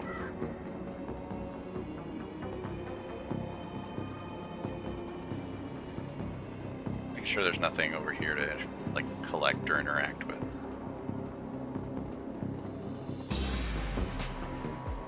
The entire floor of this tenement has been given over to chaos of technology and squalor. Across the room, a chromed-out Decker argues loudly with an armed thug, abruptly falling silent as they turn towards you. Shotgun-wielding thug speaks in a panic. It's the crew that took out Stevie J's place. I told you it was only a matter of time. The man with the cyberdeck calmly speaks with a heavily digitized voice. You mess with the wrong BTL lab, aho. This is the Yakuza operation. With a push of a button, I can make these tweakers into my own personal killer puppets. You're fragged. Leon, don't attack any of the chip heads. They don't know what they're doing, and you could hurt Gino. Fine. No civilian casualties. I mean, yeah. I have a concussion grenade. Better than fragging the tweakers if they get caught in the middle. Oh boy. Dance for me.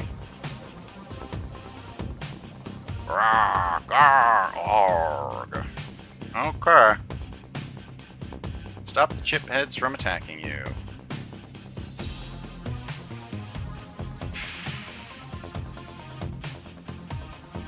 Why do I care about... No, I am not attacking with... I have a machete for a reason.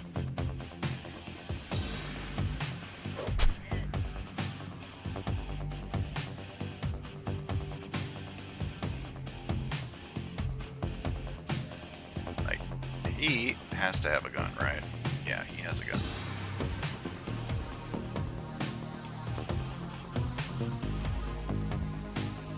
Okay, I'm not gonna attack the chip head people.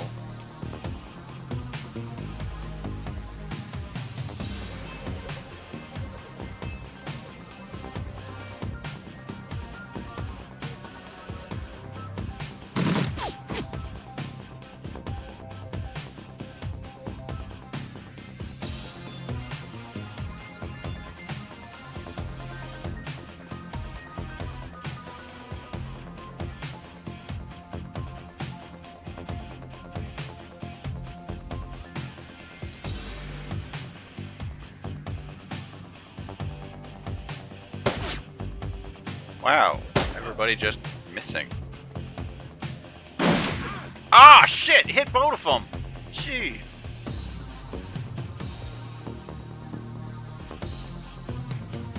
Alright, let's... Yeah, there we go.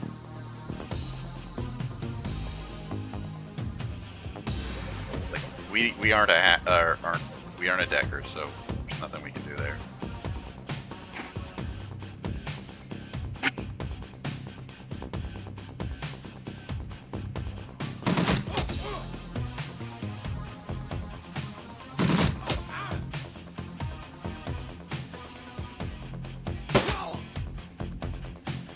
Alright, let's move up.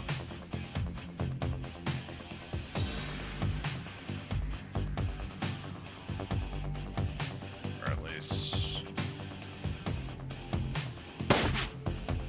worth a shot. No! Who are you? Are you a normal person or a decker? Or whatever. Hey!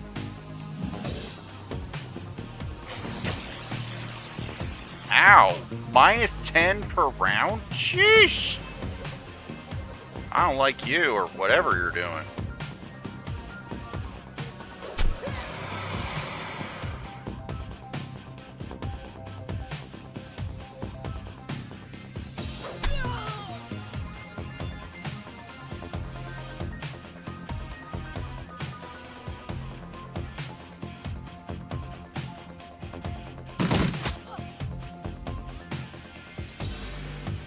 To reload. Well, it's just attacker.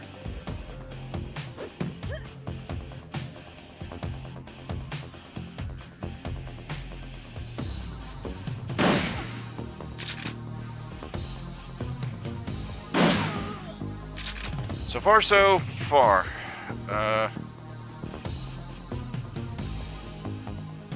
I am injured. Whew.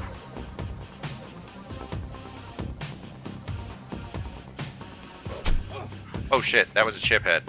Oops. It's the decker we need.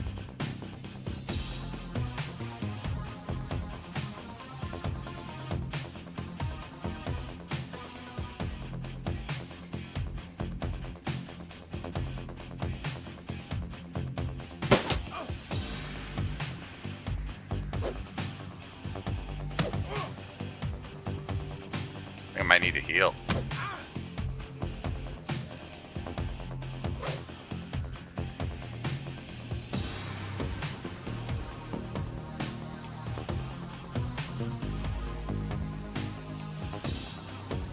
That's me. I think we can just tank it one more time. How'd I miss?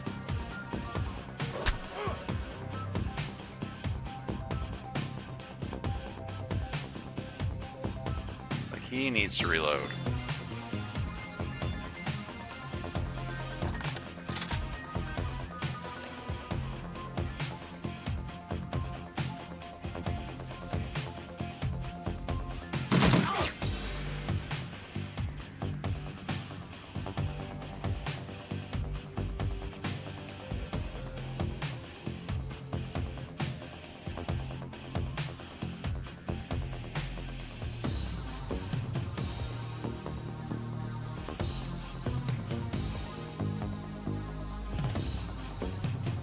Still got shotgun shots left.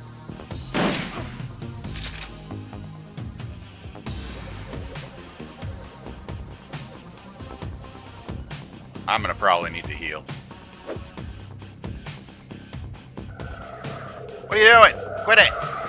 Whatever you're... Oh, you jerk! I'm trying to attack that guy.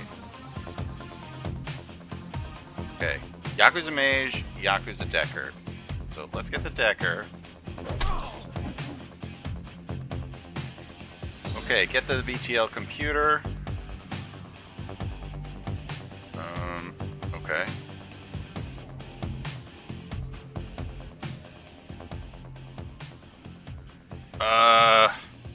We don't deck, so we don't have any decking abilities, so the puppets to sleep. I mean, there's nobody piloting them, so they're all just asleep, right?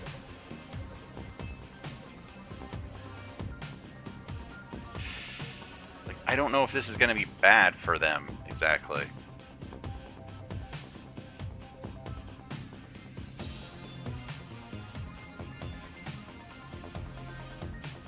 It's not like we have any other option. Okay, they won't attack us anymore. So we got this Yakuza guy.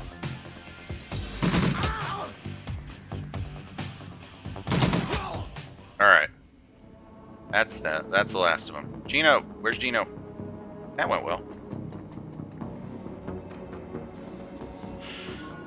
Gino. Do not let any chipheads die. I mean, we kind of damaged one of them. Like, I damaged one of them because I wasn't paying attention. But yeah. Is there anything else in here? Anything to collect? Any items? Any gear? Any whatevers?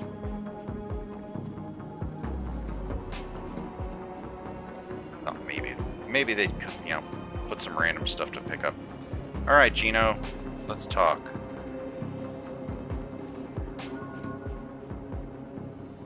All right, got 2 karma.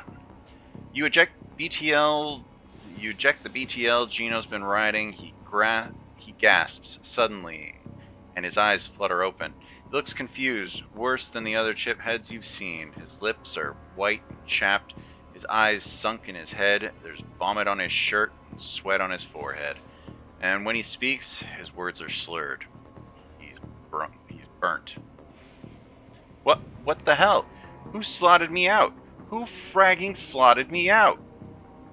Coyote is shaking. She looks horrified. Gino, it's me, Carla. Gino looks at her with glazed eyes, no recognition. Slot me back in, goddammit! This is bullshit. I don't want to be here anymore. Slot me back in. He looks around the room angrily. His hand reaches for his implant.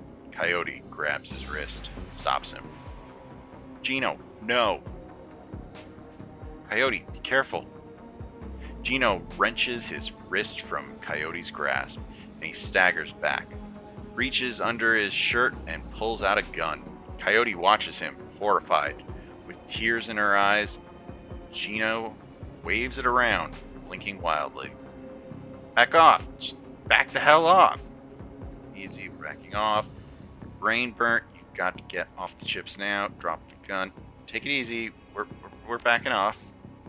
He presses his hand to the sides of his head, his fingers still on the trigger. What the hell's wrong with you people? I'm trying to help you. This is the way you help me? Look at this place. Look at me. He looks around at the squalor in the room, then glimpses his own reflection in the machinery. Oh God, look at me. Gun down and come with us. There are drugs that can help you. Chips aren't reality. Put the gun down. Come with us. No, you don't. You can't understand what it's like out here. I am naked. I got a slot in. Get away. He points the gun at Coyote. You're not gonna stop me. I'll fragging kill you first. Gino, no. You missed. Oh shit! Sorry, Carla. I'm so sorry. Coyote looks at you, tears in her eyes. He's totally zoned. You had no choice. He was beyond help. I'm sorry, but he's at rest now. He was shooting. You had to take him out. Okay, I think the middle one is the best option. He was beyond help, Coyote. I'm sorry, but he's at rest now. I'm not stopping. Not now. Not ever. She looks at Paco, back at you, the angel of death. Real rain is coming to Seattle, and it's gonna wash the scum off the streets. I'm going to burn every mother fragging BTL shop in the sprawl until they are gone. Every mother fragging one. So I feel like that could have gone a little better. Maybe. Looking for trouble. Shannon's place is the best lead you've got to find more about the Ripper. But getting back into the warehouse is going to require some support in case the dreck hits the fan. The Seamstresses Union will have exactly what you need. A fixer. Finding the necessary middleman and deal broker is key to most plans involving Shadowrunners. A good fixer is worth the new yen. It's their job to get to have the contacts and know who's good at what.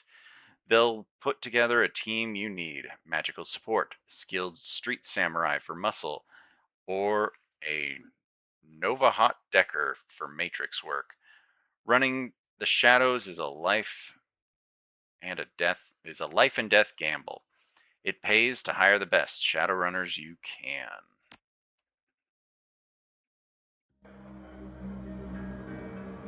All right, talk to the fixer, Mr. Delilah, about hiring runners.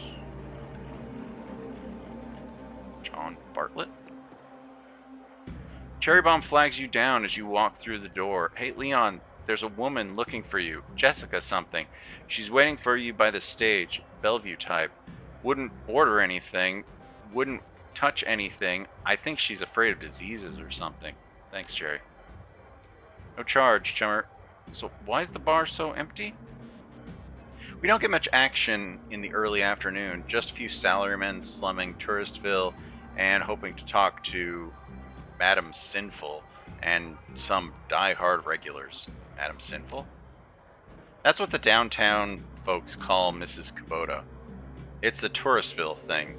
They like her to have a naughty name like that. So who's around? I just got in, but I think Coyote's cleaning the back bar. Mr. Delilah is hanging out in his usual place. The vendors downstairs came in a few minutes after me, and Bartlett's here. Don't think you met him yet. Who's Bartlett? John Bartlett, big presence at the end of the bar. He's in the biz, connected. You might want to meet him. Is this guy bothering you?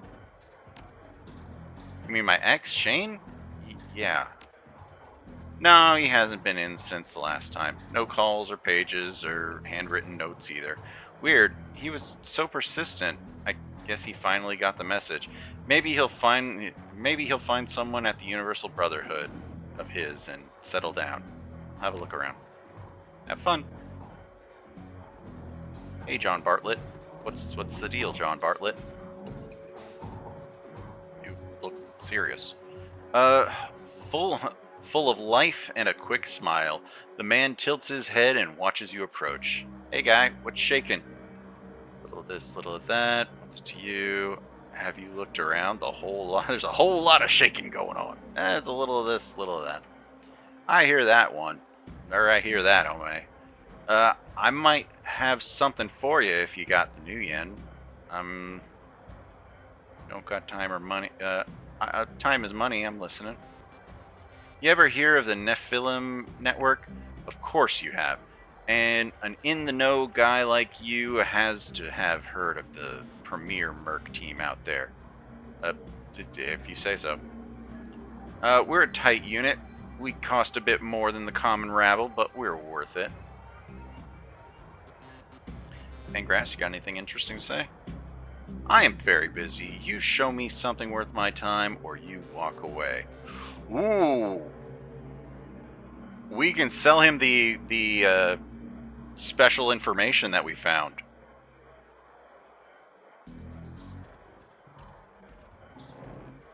Yeah, we can sell him the information that we found. I see no reason not to. Really? I mean, what's the worst that happens? We get on the book of some corpos that want to, kill us then? I got data from the NTSB, and Renraku would pay to keep it quiet, and Ares would pay to know what it is. Got 800. I know you'll double dip. We don't have Shadowrunner etiquette. How do we get etiquette?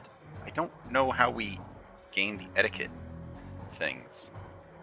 That's something the game did not tell us about.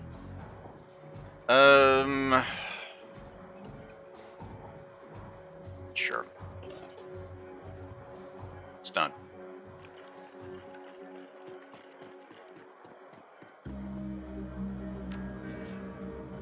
Talk to the runner. Talk to Jessica.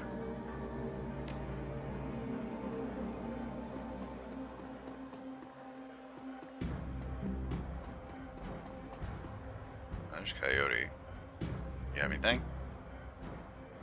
Coyote is wiping down the back bar. She doesn't stop when you approach. Keeps her eyes on her work. Hey. Okay, Gino's death wasn't your fault. You know, Gino's death wasn't your fault. Yeah, I know. Listen, Leon, I don't want to talk about what happened with Gino, okay? What's done is done. Gino's dead. I'm alive, and that's all there is to it. It's the Barons, right? Nothing more to say. Nothing more to do or say. I'm going to be looking for work, your kind of work, so if something comes up, keep me in mind. I will. Okay, I gotta do this now. The afternoon checklist isn't gonna finish itself.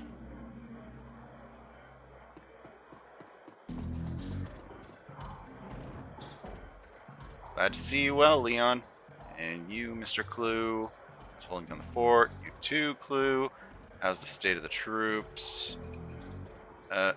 Thanks, big guy. How's everything doing? There's a good bit of nervous energy, but for sure. Word got around that of the latest Ripper killing, and people aren't feeling safe. And when people don't feel safe, they either go to ground or they huddle up. Noticed how empty the streets are these days? That's because everyone's either locked in the squats, holed up in places like this, or seeking refuge in the nearest Universal Brotherhood chapter house. Safety in numbers, chummer. Not that we need numbers, but I got it covered. I'll bet you do. See you later. All I ever needed was one. Man, a man of your size covers a lot. Take care. Later. Alright. I'm gonna see if they have anything new down here.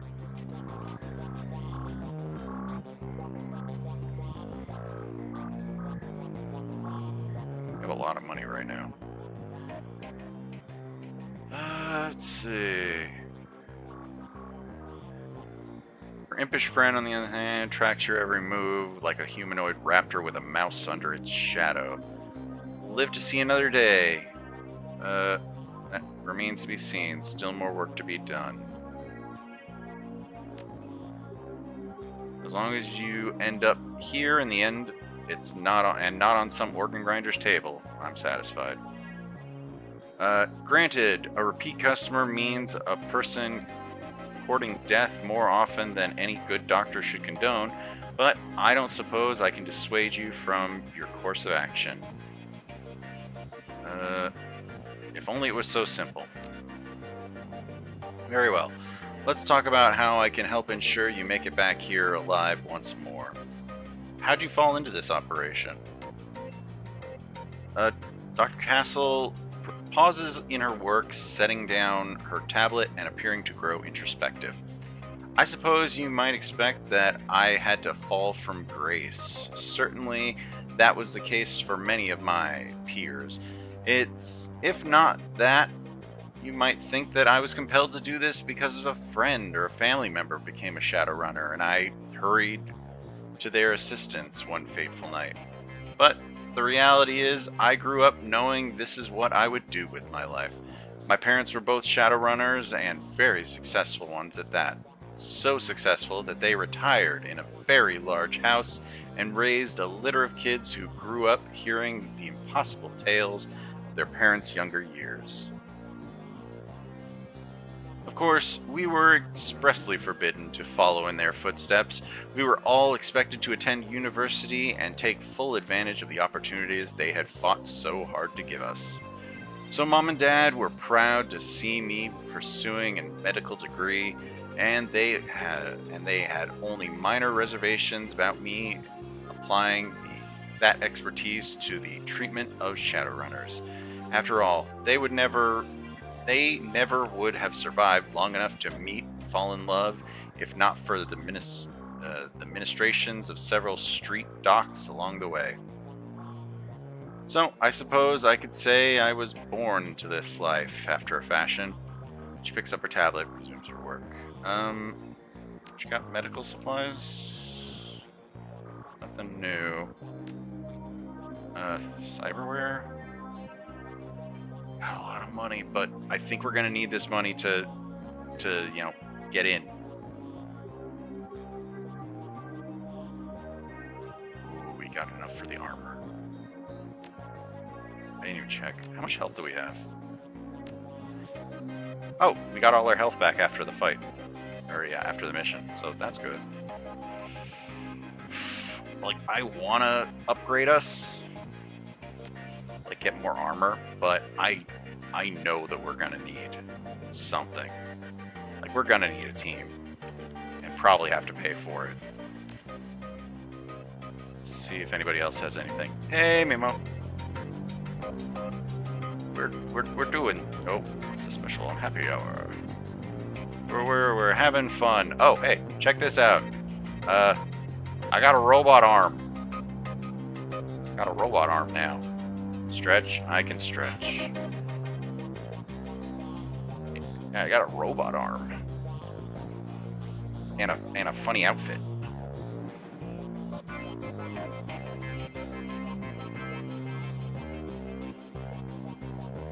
Hey, we're here. You know what? If I push this, do you not go away? There we go. Alright, let me bring you up to speed.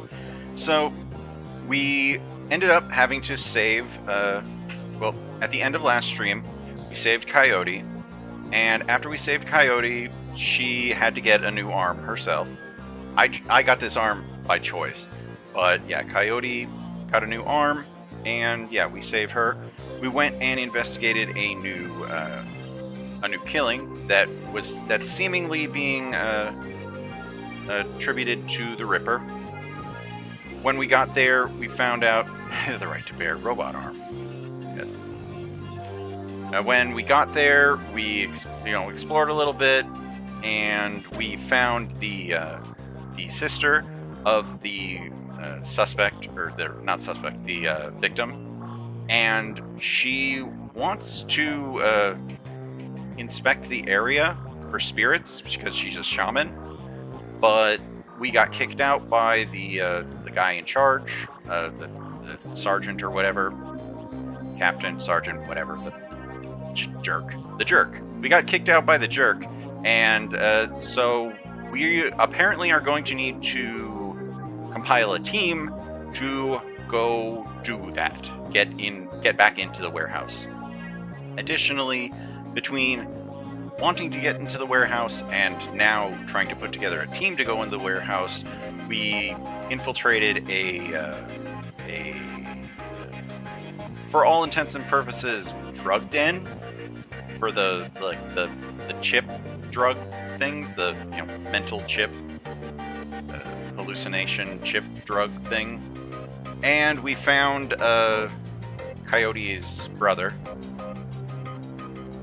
We fought off some guys, some people who were also using some of the other the druggies, the chip heads, as fodder.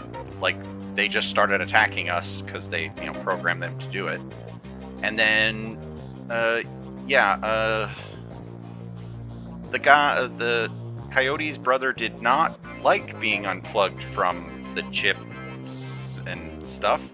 So he got a little violent, took a shot at Coyote. Coyote responded with a shotgun shot, and now there is no more Coyote's brother. So Coyote's kind of having to deal with that, but she said she's good to join a fight if need be. We also found some special information, some secret information that we sold off to our guy that we know upstairs. Right now, I'm just sort of talking to everybody, seeing if they have anything new to talk about, and trying to force myself to not spend the large amount of money that we were given. We were given, I think it was, 4,000 new yen by the shaman sister to pay for a team. So, yeah, like, I'm hoping we have a good enough amount of money left over. Yeah, shopping. Hey, like, the best way that my class can get better is by getting cyber upgrades like my cyber arm. I think the cyber arm gives me like a little bit of health, like a couple more health points. Like someone who needs the latest in Matrix tech. Not really, but I just want to see what you're up to. Oh, yeah, here. And here's T.B. Gruberman. He's T.B. Gruberman. Alright. The orc stands at attention and looks every bit like he's waiting for a commanding officer who he can crisply salute. He only appears at ease when he's cleaning the barrel of a rifle. And does he have TB? Nope, he has military weaponry. Yeah, he has weaponry. That's what he has. He only appears at ease when he's cleaning the barrel of a rifle or counting out the bullets in a magazine. The rest of the time, he appears as he is now, ramrod straight and primed for anything. How are you, my friend? Fine day to fire a weapon. What do you say? Tell me a little bit about yourself, Buster. Where were you? Were you military?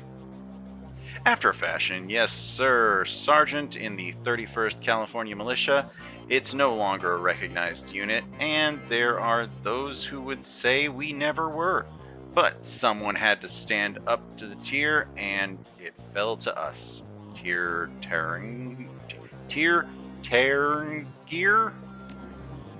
Yes, sir, I was in Cal Free when the elves came marching down from the north in 36.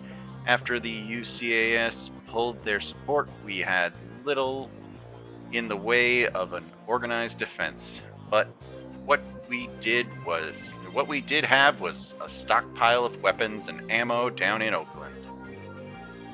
The locals in NoCal held out long enough for us to bring the heat. And I tell you, all the magic hoo-ha in the world ain't enough to stop a V11 hot rock from cracking your dome. We drove them elves all the way back to Eureka.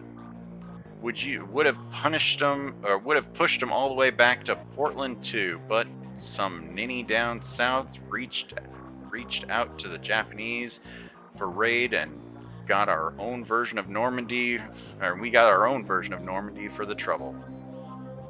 Things went to hell in a handbasket. From there, don't much like to talk about those days. Let's talk guns instead. What can I get you? The thing is, like, we can be spec'd into guns. Like, guns is one of the things that our class can do, but we're more strength than speed. Like, it's either quickness or it's strength when it comes to the street samurai stuff, or at least that's the way it seems. And if your quickness, then you kind of want more of the guns, because I think that helps you with that. But strength, that helps you with the weaponry. He doesn't have anything better in melee weaponry, so hopefully at some point we can find something. But yeah, right now we've just got a machete that is effective, especially when it, crits or whatnot. This guy is where we got our fancy outfit. Talk to me. Fresh set of clothes. Yeah, we got the alley punk outfit. And yeah, nothing more interesting, but this has more armor and more HP, so that's good for us. All right, this guy is what, the shaman, I think, or whatever. He's mage. Yeah, he's a mage. You need to be a mage. I am not a mage. I don't cast no spells. But yeah, apparently if you get augments like she sells, or does, you lose mage spell slots, which isn't that big a deal for me, because I'm not casting no spells. So, yeah. Let's head upstairs and talk to Jessica. Jessica is apparently our friend's sister. I don't know what exactly she's doing here, but let's go find out. She looks a little confused, but yeah, let's go talk to Jessica Watts. He said, let's talk to Jessica Watts. At a glance, you can tell that Sam's sister Jessica is from a different world. The opposite of Sam in almost every way. Her suit is tailored, her eyes are sharp, and her style exudes authority. Ms. Watts, Jessica Watts? She eyes you up and down warily. She does a good job of hiding it, but it's clear that she is well outside her comfort zone. Yes, and you are? Leon, I'm looking for your brother, Sam's death. My name's Leon. I used to work with your brother. My friends call me Leon. I counted Sam among them. Ooh, that seems like a good answer. That's funny. I didn't think Sam had any friends. Friendship is defined a little differently in the shadows. Maybe former business partners is closer to the truth. Quality over quantity, I suppose. Sorry, it's just that it doesn't match with the picture of Sam I've had in my head all these years. She shakes free the thought and attempts a lukewarm smile. So you're the one then, the one I called about, or the one I was called about. The woman who called herself Coyote contacted me this morning to inform me that my brother was dead and that I should come to this place and speak to someone about an investigation. Sam didn't die of natural causes. He was murdered. That's right. I was hoping you could help me get to the bottom of this. Sorry for your loss. He didn't die of natural causes. He was murdered. She briefly casts her eyes skyward and then gives a small shake of her head. I wish I could say it's a shock, but given the circles he ran in, Sam hadn't run in shadows in years. If you say, but even so, look at this place, these people, and you. What's that supposed to mean? Come on! Just because we aren't all fancy dressed like you. She then furrows her brow, regarding you more critically. You're not with the police, are you? No, I'm not. Is that a problem? Figured that all out on yourself. I'm getting that a lot lately, but no. No, I'm not. Is that a problem? Her frown grows more pronounced. No, it's just that I don't want anyone else getting hurt on account of my brother. Surely there's an official police investigation going on. Why not let the professionals handle this? I am a professional. I think they can use all the help they can get. Lone Star professionals, not the ones I've seen. I am a professional. But you must have better things to do than waste your time searching for whoever killed my lowlife brother. Lowlifes have to stick together, sides I'm not doing for free. This kind of pay... Okay, I'm not telling her about the money. Like, I don't want to tell her about the money, but yeah, we don't have any option of... Like, let's just emphasize that Sam was our friend and...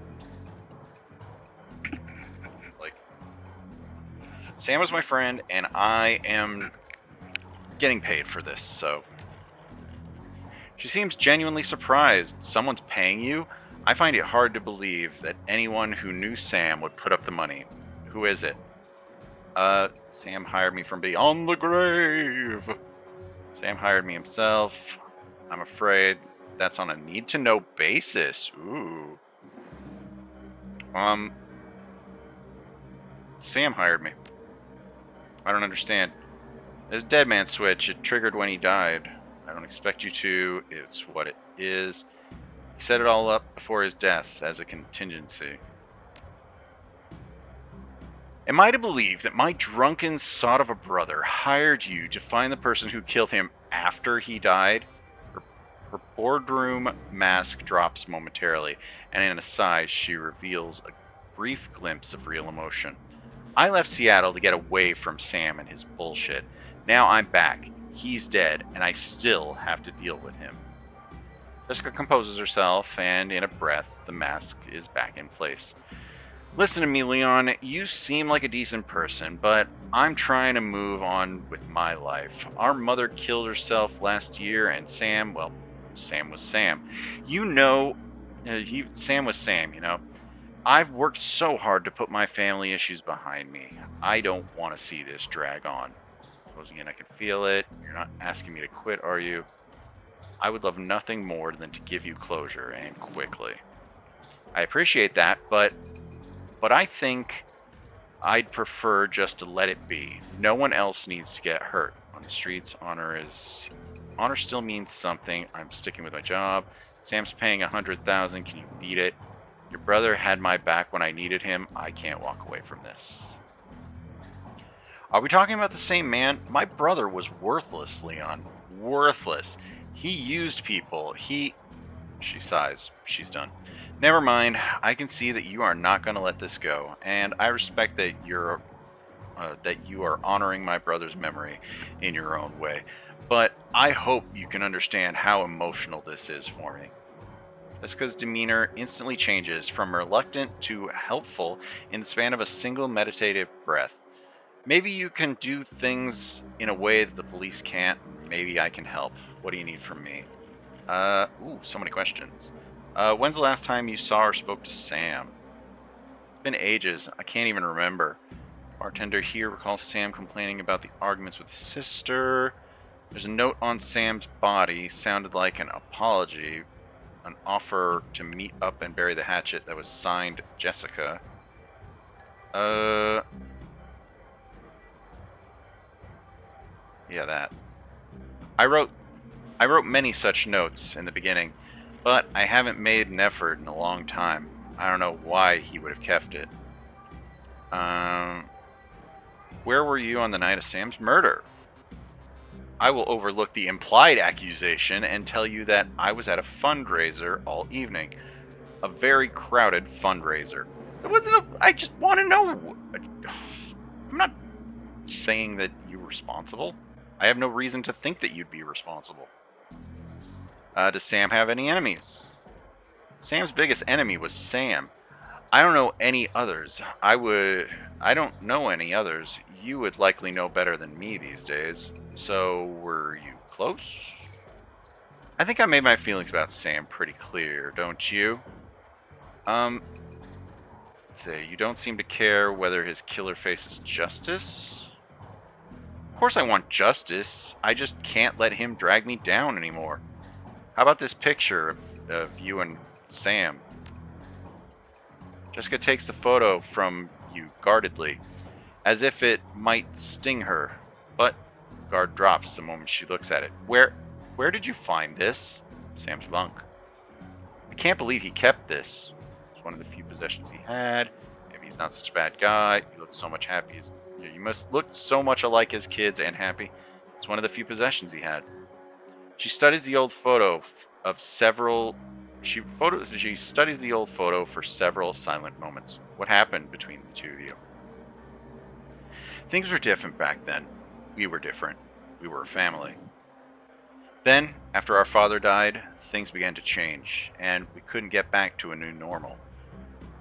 With our dad around, there was always reassuring order to our lives, but after, everything got mixed up. You can never really appreciate the importance of a person in your life until they're gone. The remorse plays wet across her eyes, and it seems it's not just talking about her. And that she's not just talking about her father. Jessica then steels herself to tell the rest. Sam tried to be the man of the house. He truly did, but he couldn't handle it. And pretty soon, he had spent every dime of our father's life insurance. Every dime. After that was gone, my mom working 2-3 jobs, he'd spent all her money too.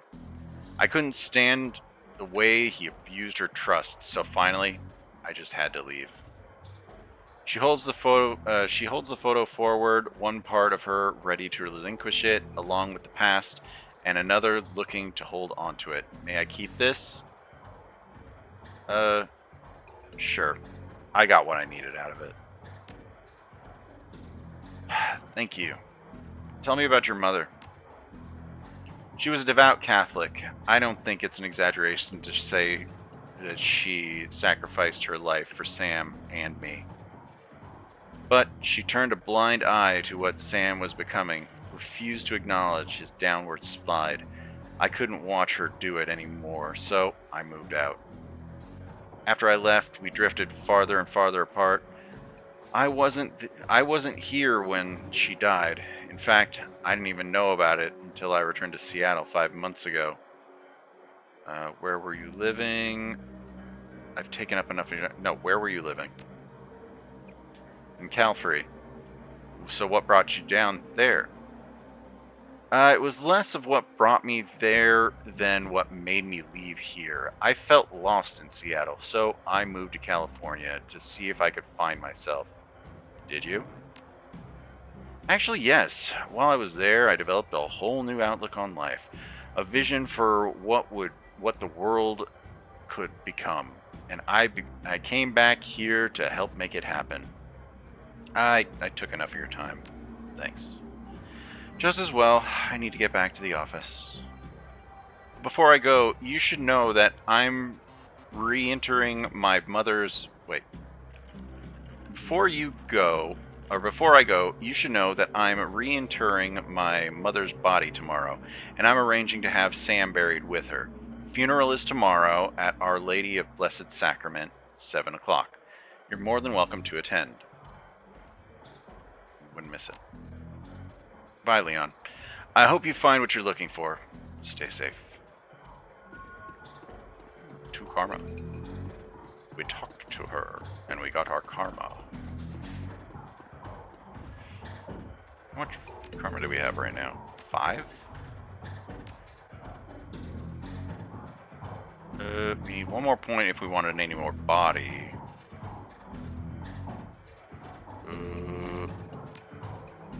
Ooh. Defense bonus. Gain a defense bonus to all non-magical close combat attacks. Ooh, that's not bad. That would go pretty well once we get the ability to, like, knock their weapons out of their hands. I don't know how surrounded we'll end up, but... Because, yeah, we can strike multiple targets in range.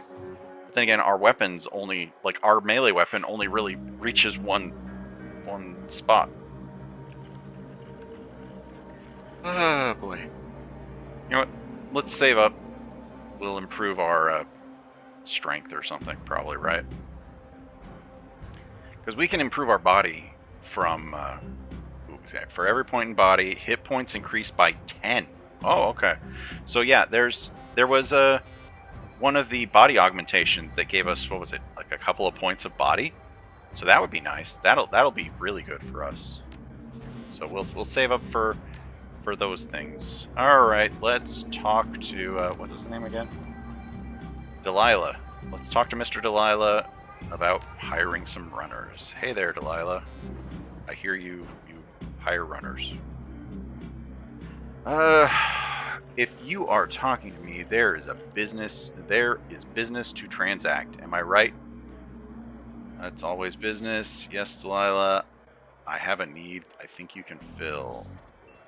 No, of course you're right. It's your job to be right. That's correct. You're a smart guy. What can I do for you, smart guy? Putting a crew together. Got scratch on you, or are you planning to pay me out of your earnings? So, let's see. I can pay the runners up front. I can pay a percentage. How much is it going to cost me? Well, for your speed, hired help run you about 1,200 ahead. If you start taking on tougher jobs, well, the more experienced runner, the higher the rates. I can pay up front. Excellent. We agree on the terms. I've got some runners on call if you've got any special requests. I mean, I still don't know if we have any extra money necessarily, so let's see what you got. Okay, so Shannon is part of the team, because, yeah, she's our thing. Look at all these people! So many people! Oh, network has real fancy people. We need someone that can heal us, probably.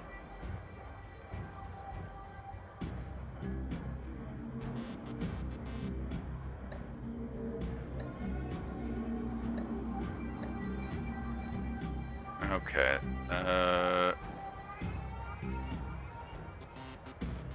Alright. Who do we take? Too much of anything is dangerous. The key to perfection is balance and absent mind.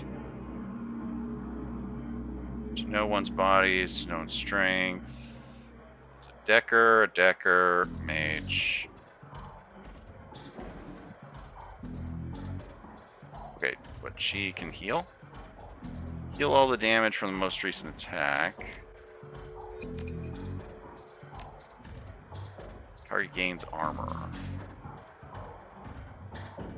Good from afar, as well as up close with drones.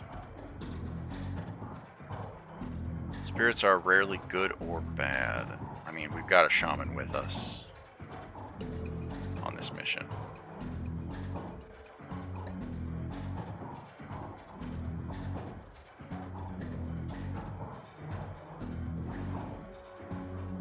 Okay, I'm trying to find one that has like some healing skills or some healing mage, mage nonsense. Support mage. Ooh, what is this? Decreases the armor of a target.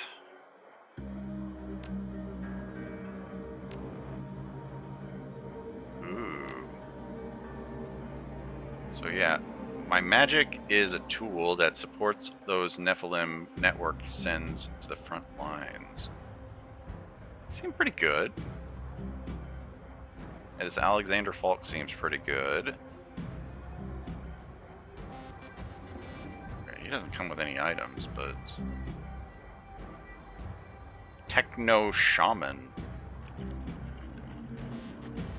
Got a mixture of nonsense going on. Urban Shaman.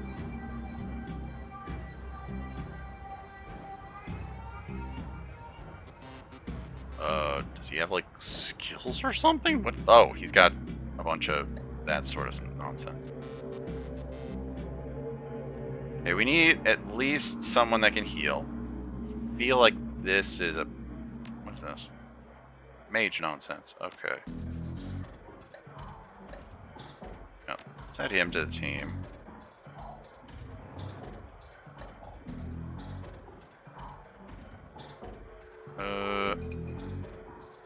What is this weapon? We need an axe. When do we get an axe? Where do we get an axe? We want an axe. I want an axe. Get me an axe. Okay, do we got anybody else that can do range nonsense?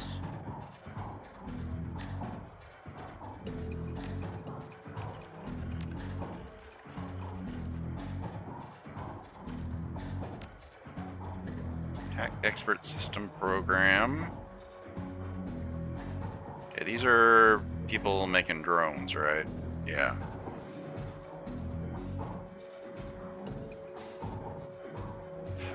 We have 6,000. So do we spend... I mean, she gave us 4,000. So it's probably, like, good for us to just spend on, spend 3,000 on other people. Okay, so these aren't even, like, 1,500. Like, you have no skills. Not that I necessarily need your skills, but... What do I have? I don't have much skills. What is this? Ooh.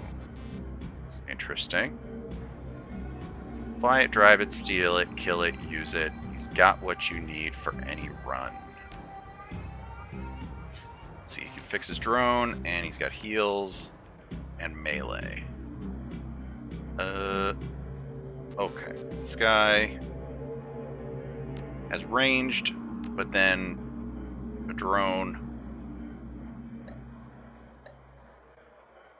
I think I kind of want to go with this guy. Good from afar as well as up close in drones.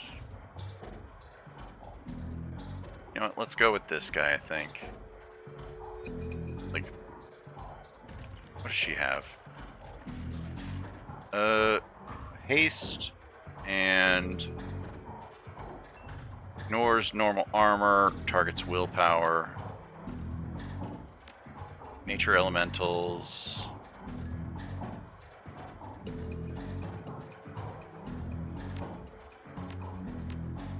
This guy is pure support. Heals and a little bit of other nonsense. Let's find some. I don't know. This guy seems like he could be good. I don't know. Let's go. This guy on the rocks. Join the team. All right. Okay, we're spending way less than she gave us, so I think we should be good. I think. Hire them and meet at the warehouse. So let's do this warehouse section, and that'll probably end up being it for the stream.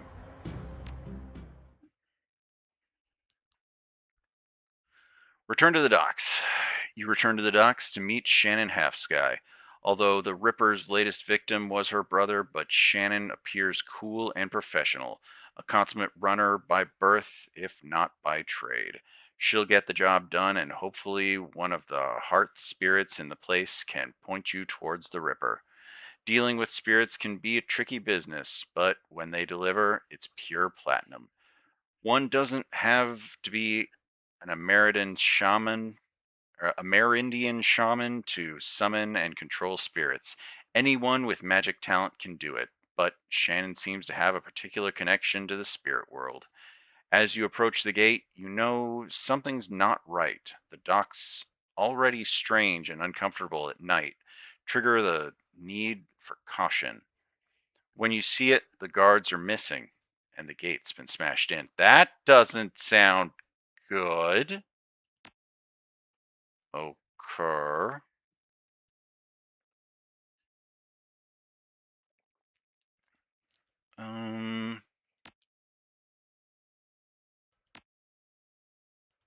I don't really need these clothes. I'm just keeping them for keeping.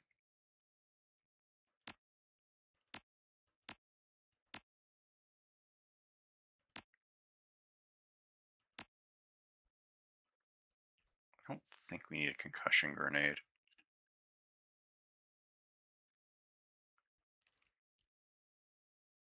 Though I don't know what to expect from this fight.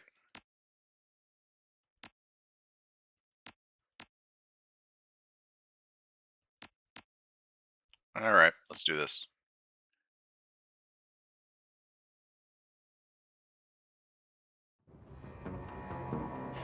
You have karma available to improve your character.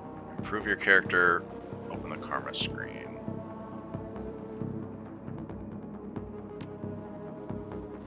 I mean, might as well, I guess. In case they surround me. I have a special ability. I can't see why having a special ability would be bad, so they just really want me to spend my points.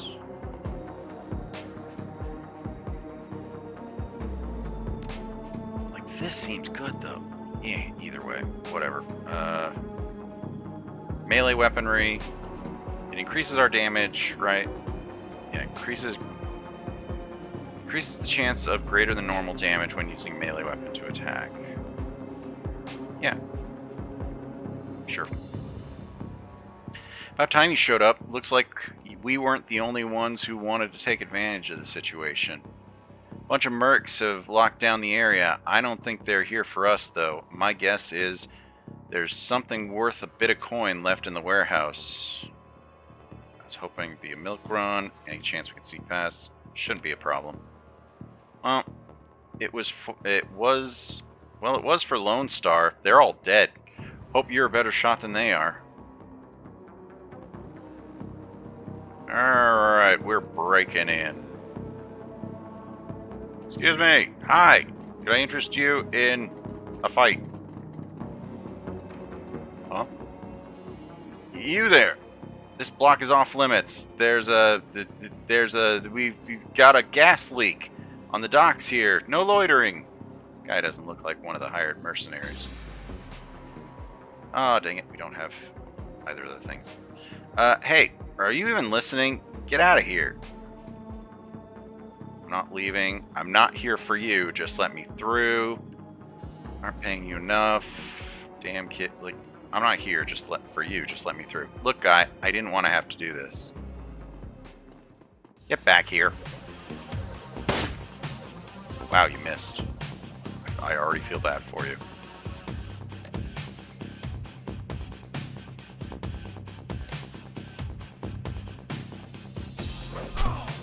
Oh!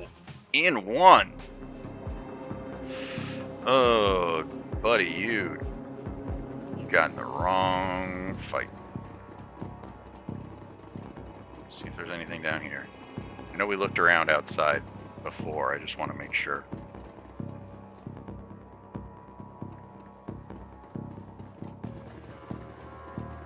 Yeah, we picked up, what was it, grenades over here? Oh no! Enemies!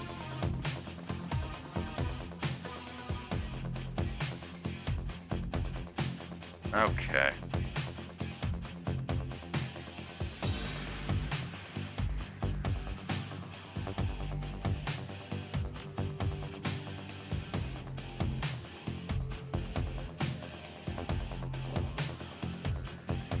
Alright, she has some items to use, but I think I want to save those until we get in.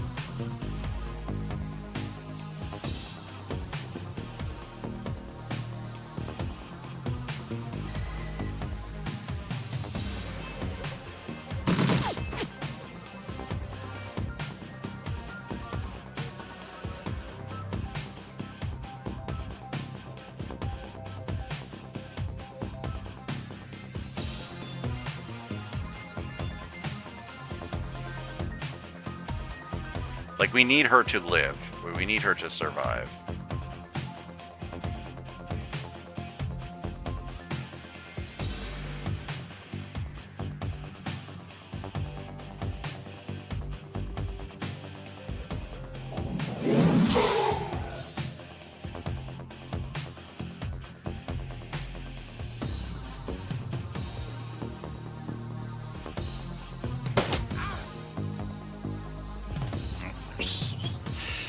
Hey, hey, hey, hey, hey. Gonna try to do nonsense. Get slashed.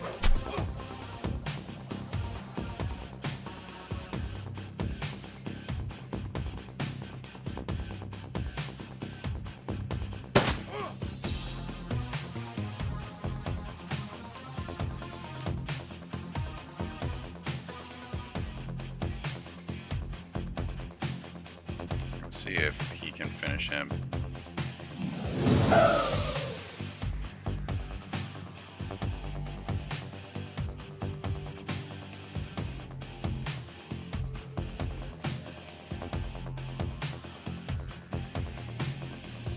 Give him line of sight? Sort of. Damn.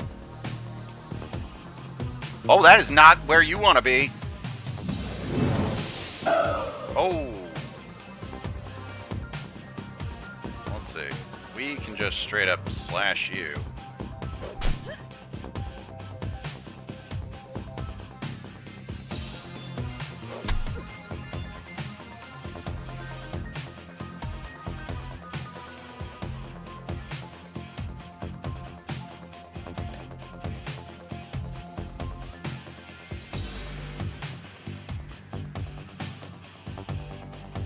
Doesn't have line of sight on that one. I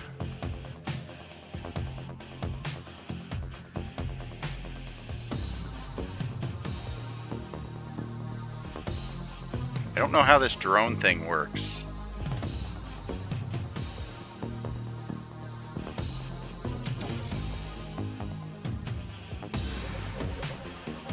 Oh, okay, so now we have a drone doing drone things.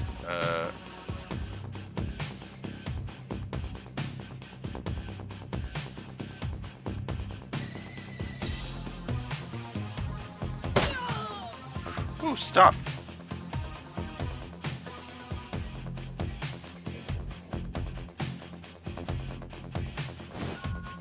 All right, we got the key to the warehouse.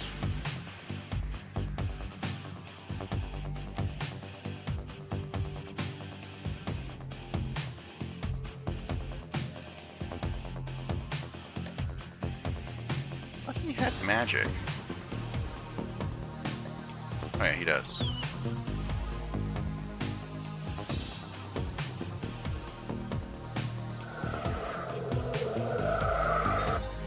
There we go. Get them backed up to full health. Just to be safe.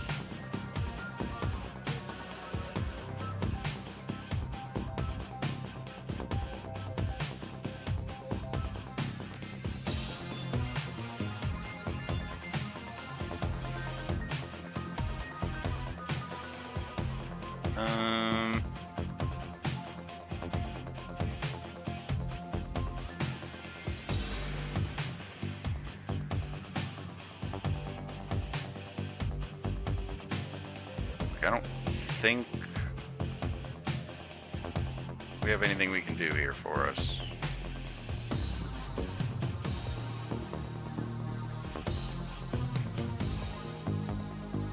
I'll cut you down! Oh, God, how did I miss?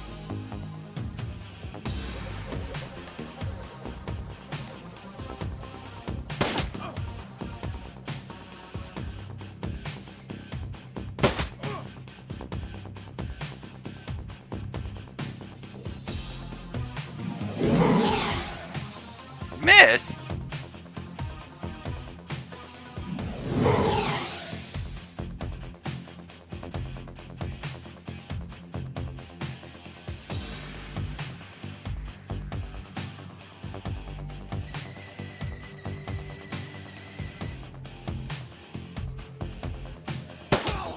There we go. Is that all of them?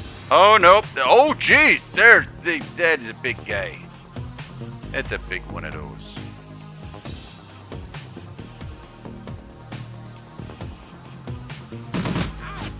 That's not nice.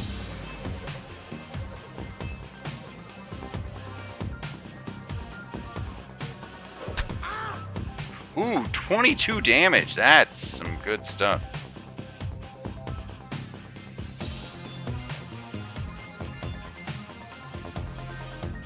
And it also took all the AP off of him.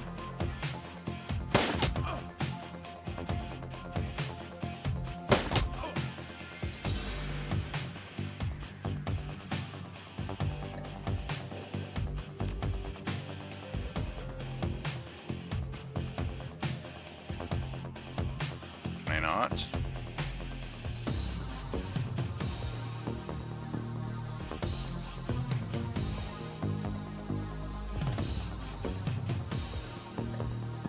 We're still on cooldown or something? Oh no, he just needed to be in the right spot.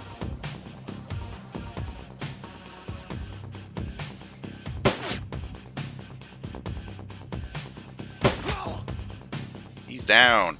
As soon as the last merc hits the ground, the docks become eerily silent. Everybody's good. Everybody's healthy.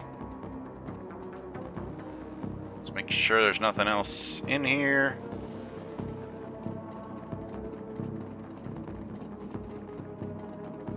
Nope. Let's go.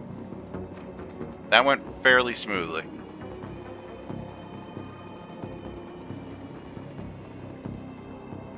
Alright, new location. Let's go.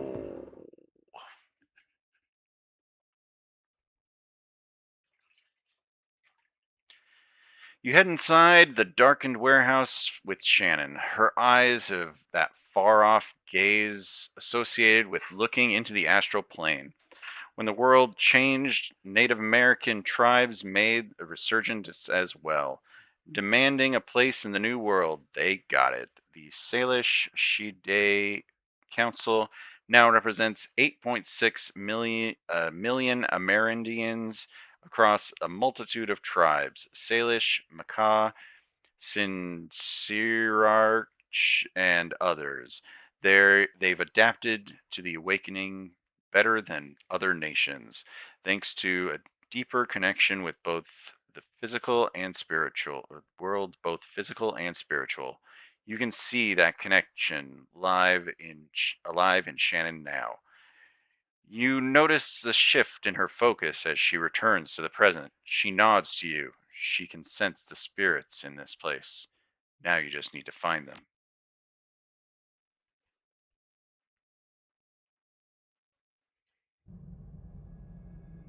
Alright. Find the data or we're dead, man. Alright, find the pay date. The runners are after. Keep Shannon alive. What all was that? Defeat the runner crew. Summon a spirit. Hey you, runner, what's your deal?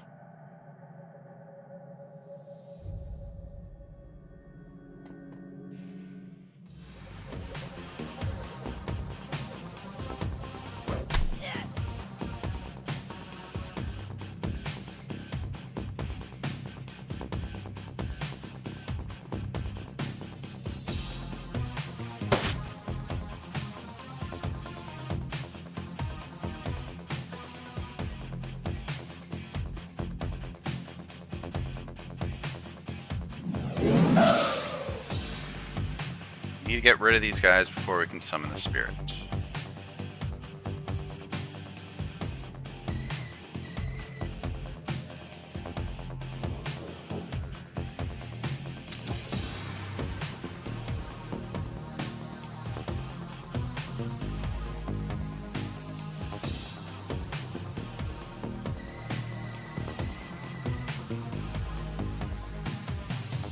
$74, you say?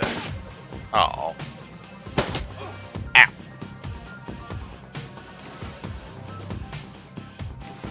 What the heck are you?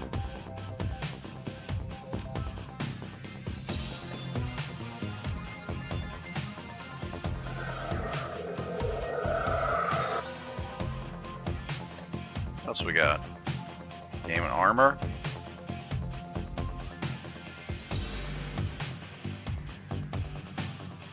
Has no cooldown.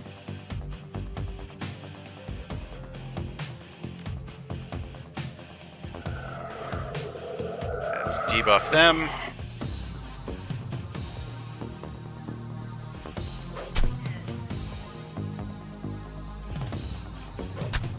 Oh, they're tanky, but it's fine.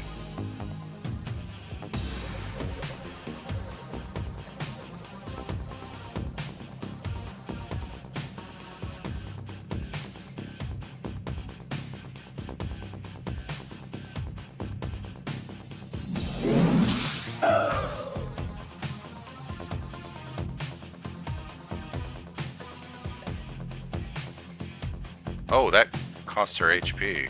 Oh, to beat to undo the cost if you try to cast it when she doesn't have enough energy or whatever.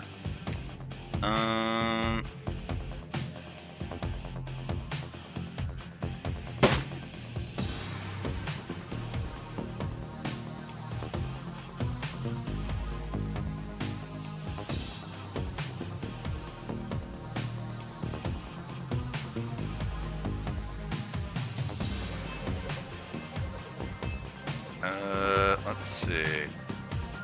Like, we've got this one that's, like, right in front of us. Do we have anything better? Nope, all this guy has is fists, but then he's also got his drone that's just going about business. So let's just shoot this one here. She's got nothing. Like, this troll Shadowrunner has got nothing because we hit them enough times. Ooh, that was good. Alright. Maybe we can take this one down? Yeah, got that one. Let's see. The drone has one more shot. I think this guy's just melee. No, wait, he's an adept, so I think he might be able to do ranged attacks at us. Let's just attack this one that's next to our guy, and... Okay. You made a real mistake! I have a skill just for that! Wait, where did it go? Did we not... I thought we took the skill that let me attack multiple people at once. Or did I not? I don't remember. I thought we took the skill that lets us attack multiple people. Oh well, whatever. Let's just attack him. Because this one is basically down. then this one, let's just gang up on him, I guess. How much? Oh, he's at half already. Let's see. She's got a pistol. Wait, no. She still have... Oh, we still need one more turn for that. So, that's fine. Let's just shoot him. Oh, that was a critical. That was good. One more. Yeah, there we go. Is that everybody? Wait. Are we not out of combat? There's someone left? There must be somebody else in here. Okay. Oh, shit. There he is. Let's get into cover. What? I can't see him now? That's bad for us. How do you not see the guy? He's back here. Damn it, drone. Okay, the drone can see him, right? With 58%, the drone can see him. So, sure, why not? Let's... Okay. Ow! That wasn't cool. That wasn't nice at all. We can heal him, though. Really? Well, let's firstly heal our guy.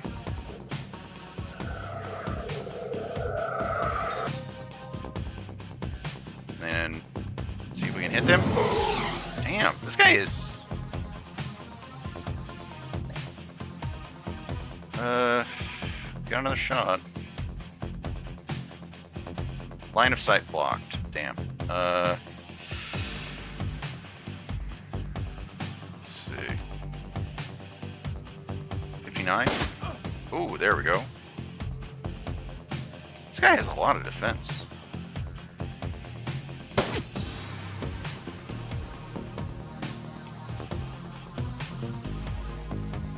Her to move up, but I don't know where it's safe.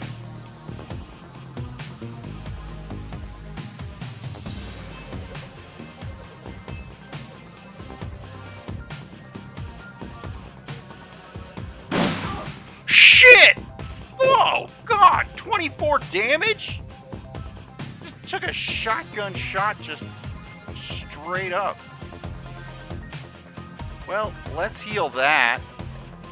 Oh, no. That's bad. We've been healing just little bits and little bits.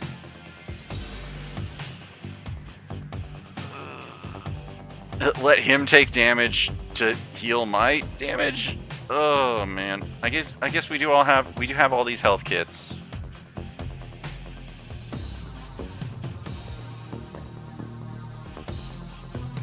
Yeah, that was a hard hit. That was a real rough hit, and he can only heal, like... He can only heal the most recent attack. Wait. Does he say damage from the most recent attack? So, as long as I don't get hit again, does that mean next turn when it comes off, like, cooldown, I should be able to get healed, or does that mean the most recent attack cycle? I don't know. Lower this guy's armor. He seems to be annoying. We'll do a bolt him. We'll bolt him. Ooh, that wasn't too bad. Alright. Get slashed. 11. That got him? Got him. Wait. We're not done? We're not done. Where are they? Where are more of these guys? Okay, like... Okay, apparently it's not over. It's...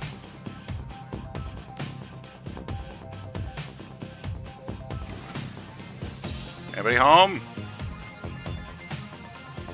Let's see. Let's just take a moment to reload, I guess. Let's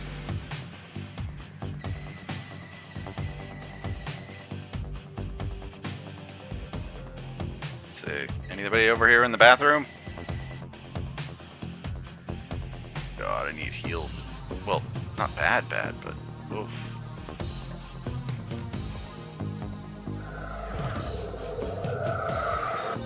Okay, there we go. We did get healed. Okay. It's like it never happened. It's like I never got shot point blank by a shotgun.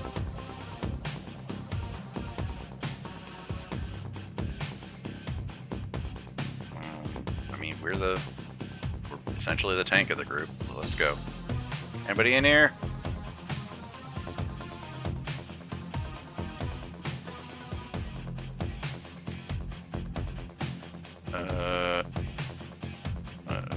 Hide back here. It looks like we're gonna end up having to go into this room over here.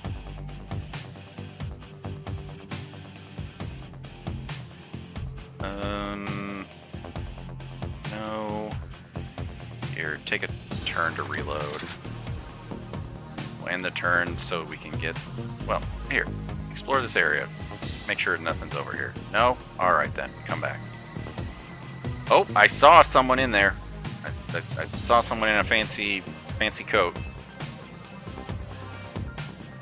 Alright. Anybody else in here? I don't see anyone in here or anything to interact with. And nothing, obviously, to interact with. So let's make our way down here, I guess.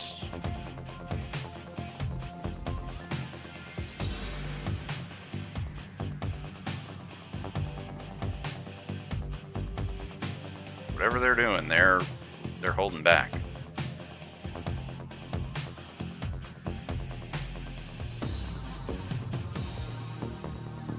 Like, there's clearly something in here, right? I mean, we don't have a decker or whatever, right? So...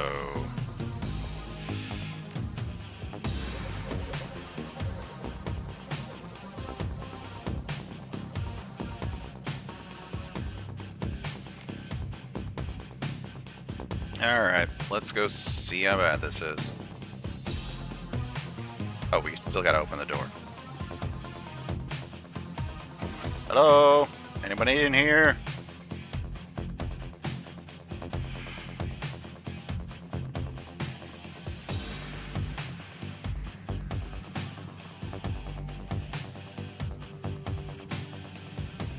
Is it following him like it's supposed to? Like it's supposed to, right? Oh, it's just moving as I'm commanding it.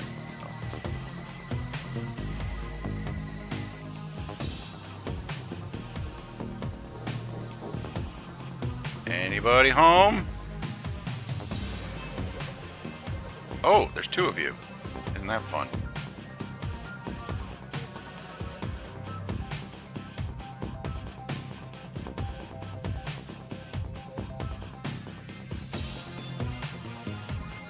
We do. Like, I kind of want to give our guy some more armor, because he is right there to be in the mix. We're gonna use up all of our turn just to get in here.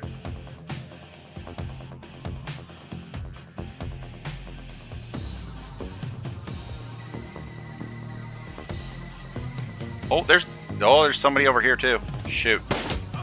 Ow! Quit it. You missed. Idiot.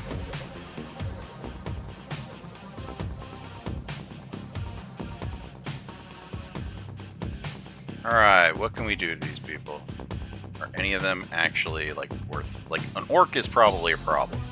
Adept, we should be able to just cut him down.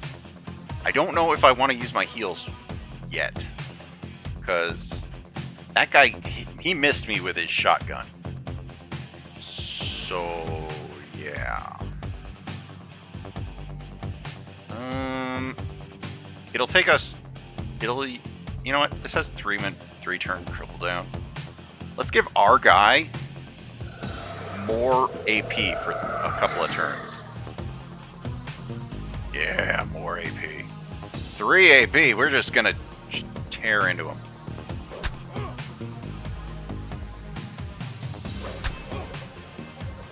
Really? Really gonna use up all of my AP that way? Can't believe you. Can't believe you've done this. Let's see. 8. That wasn't that bad. What is this? I don't know what that is, but...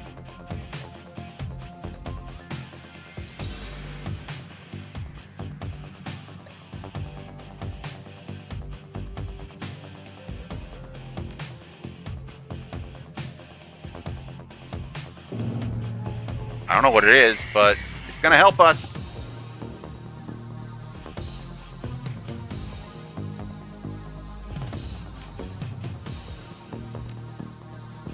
Oh, I'm not banishing the spirit, I just got here.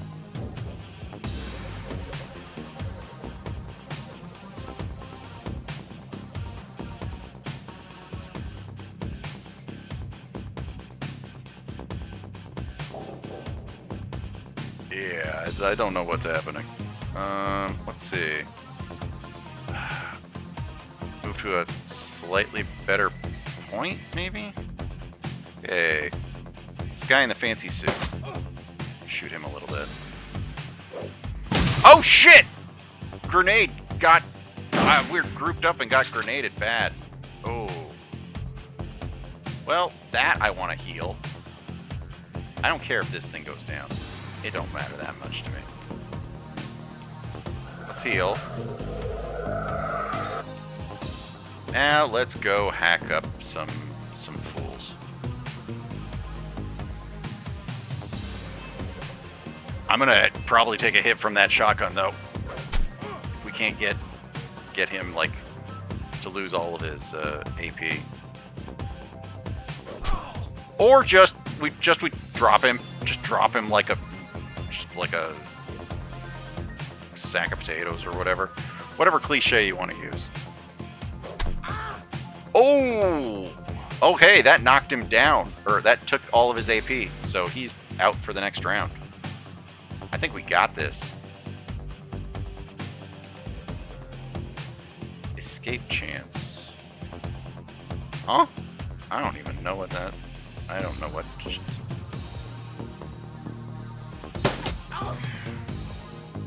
This last one, follow me. We just picked up the Ares flight recorder, whatever that is. Find the pay data that the runners were after.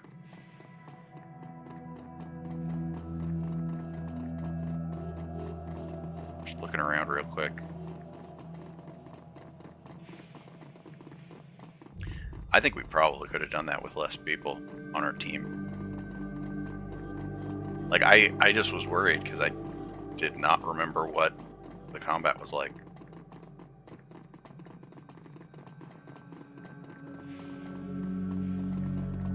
I think if we had the ability to, like, hack stuff, maybe?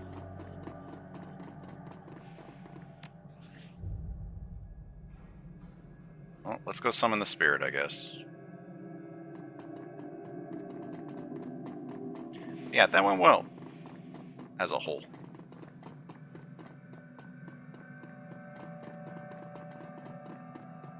Actually, wait. Where's the item?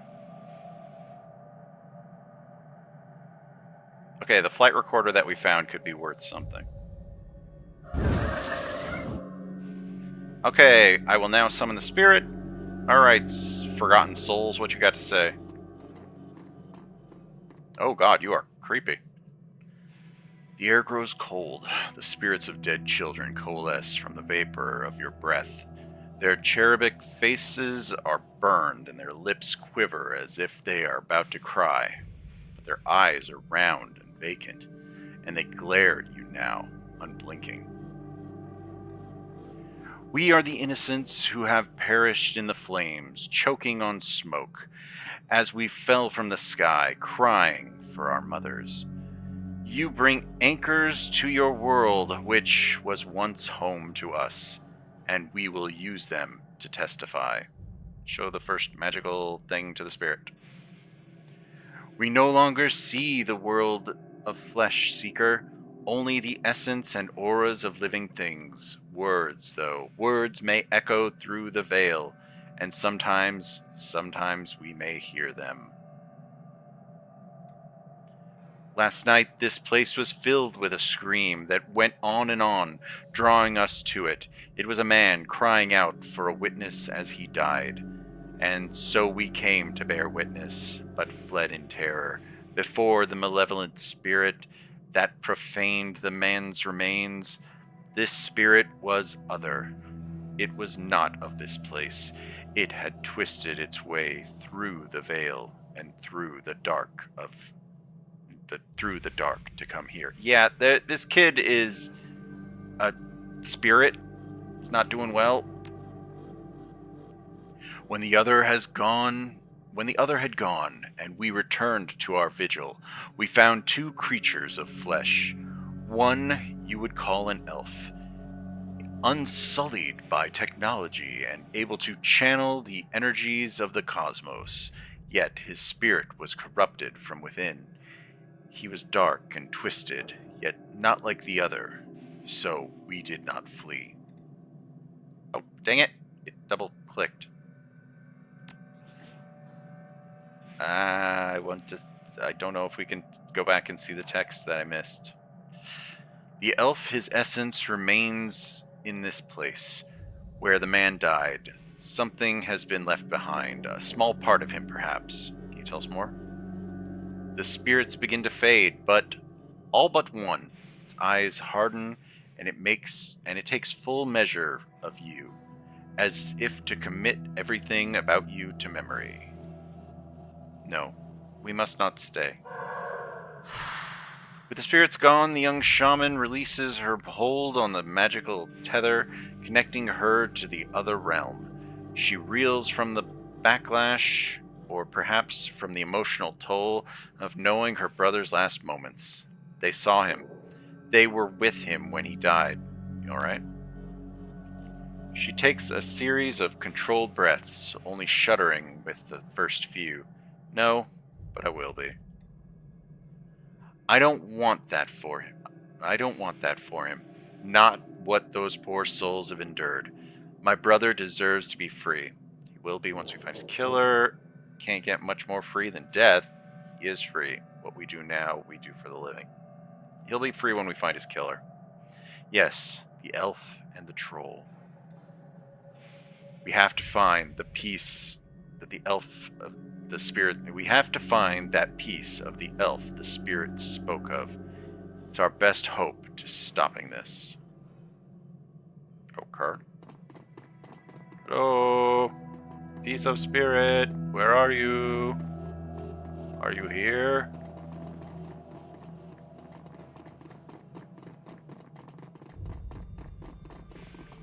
There's a piece of spirit out here. Oh, clearly it's over here. Piece of spirit. I'm coming for you.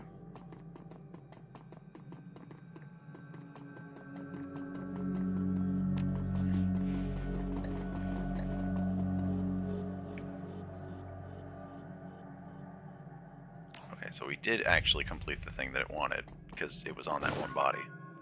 Okay, we picked up the item. For the DNA evidence, it says. Blood.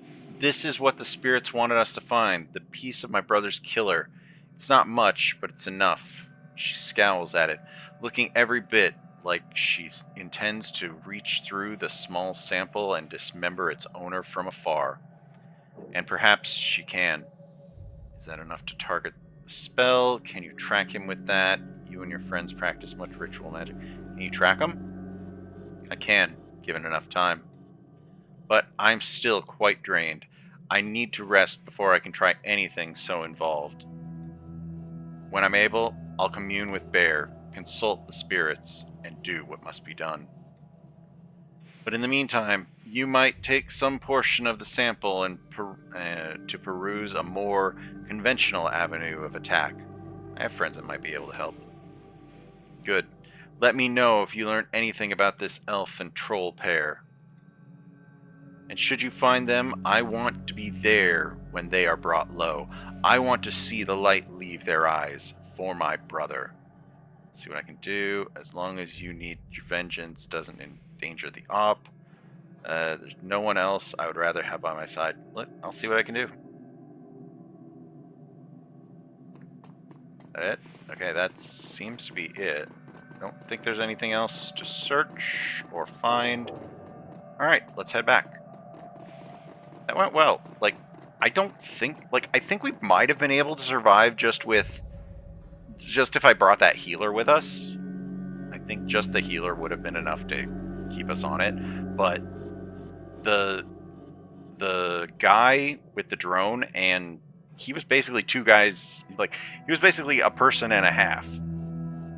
Like, he was basically like an extra person and a half.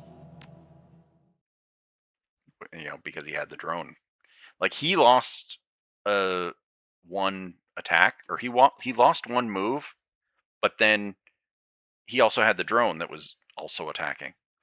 After hours, when you return to the Seamstress Union in the early hours of the morning, it seems a completely different place, bereft of the normal crowd that haunts it, and the bar feels desolate, almost abandoned. It's eerie, like the back hallways of hotels and shopping malls.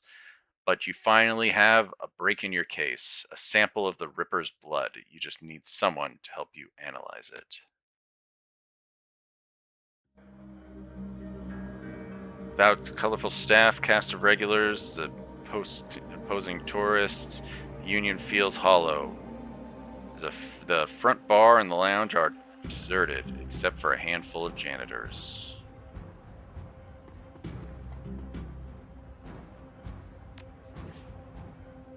Let's find someone who can examine the DNA. Alright, let's go ahead and save it here, and next week we'll come back to this and we'll do more things. Yeah, we'll find out more and investigate more of the murder. So let's... Oh, wow, we got 12 points of karma from that fight? Damn, we got 12 points of karma. Shoot. We can increase our strength. Increase... Ooh, non-magical close-up combat attacks. Non-magical close combat. Oh, well, I guess that wouldn't count that. That wouldn't count that shotgun blast that just wrecked us that one turn. But still.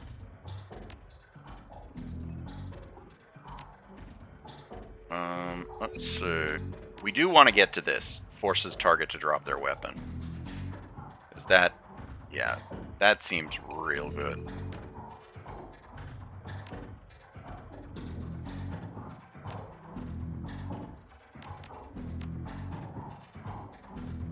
Just take a little bit more strength.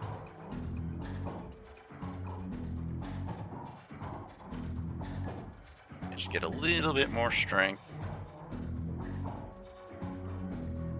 I don't think there's any, like, other than like charisma checks and stuff like that. I don't like it. Willpower and charisma checks, intelligence. Nah, we are a big strong guy. We are a big strong guy, ready to do big strong guy things. Here, we'll do that.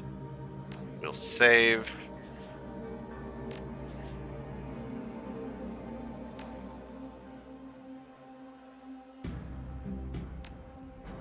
Alright. Let's go back to the start. Yeah, whatever. Save. Alright. I think we got some good stuff done. We got some interesting story. Brian, progressed the plot pretty well. Got into some combat. We had a combat day, it seemed like. Yeah, a lot of fighting. But we did good. Want to thank folks for watching. I do appreciate it. I want to shout out to the folks watching VOD, whether it be on Twitch or over on the YouTube archive. I do hope you enjoy the stream and you are able to catch a live one at some point. Follow the channel if you like. Join Discord if you want. Both are great ways to keep track of when I do come online. You can sub to the channel here on Twitch. Helps keep the lights on. Helps keep me in video games. Super supportive. All that good stuff. Over on YouTube, like the video, comment. Just let me know that you're enjoying this so far. Like, am I missing out by not being all hacker man? Like, I don't think I am, but on some level, not interacting with the whole hacking and decking stuff feels weird. Even still, we're making good progress, I think. But anyway, like, comment, subscribe to all the YouTube things. I hear it helps. I don't even know. Next scheduled stream should hopefully be Saturday, because it looks like there's a game on Epic this coming week, that I've been wanting to play, and I hope it runs okay on my computer. Even if it doesn't, I'm probably just going to try to just play it. If it doesn't run well, it's going to be a rough stream, maybe even a short one, but still. Saturday, hopefully. But next Shadowrun should be next week. But until then, I do hope everybody's taking care of themselves with everything going on. I have been Somebody Nowhere. You have been amazing, and I do hope to see you next time. Ending screen. Oh, there you are. All right. Have a good night.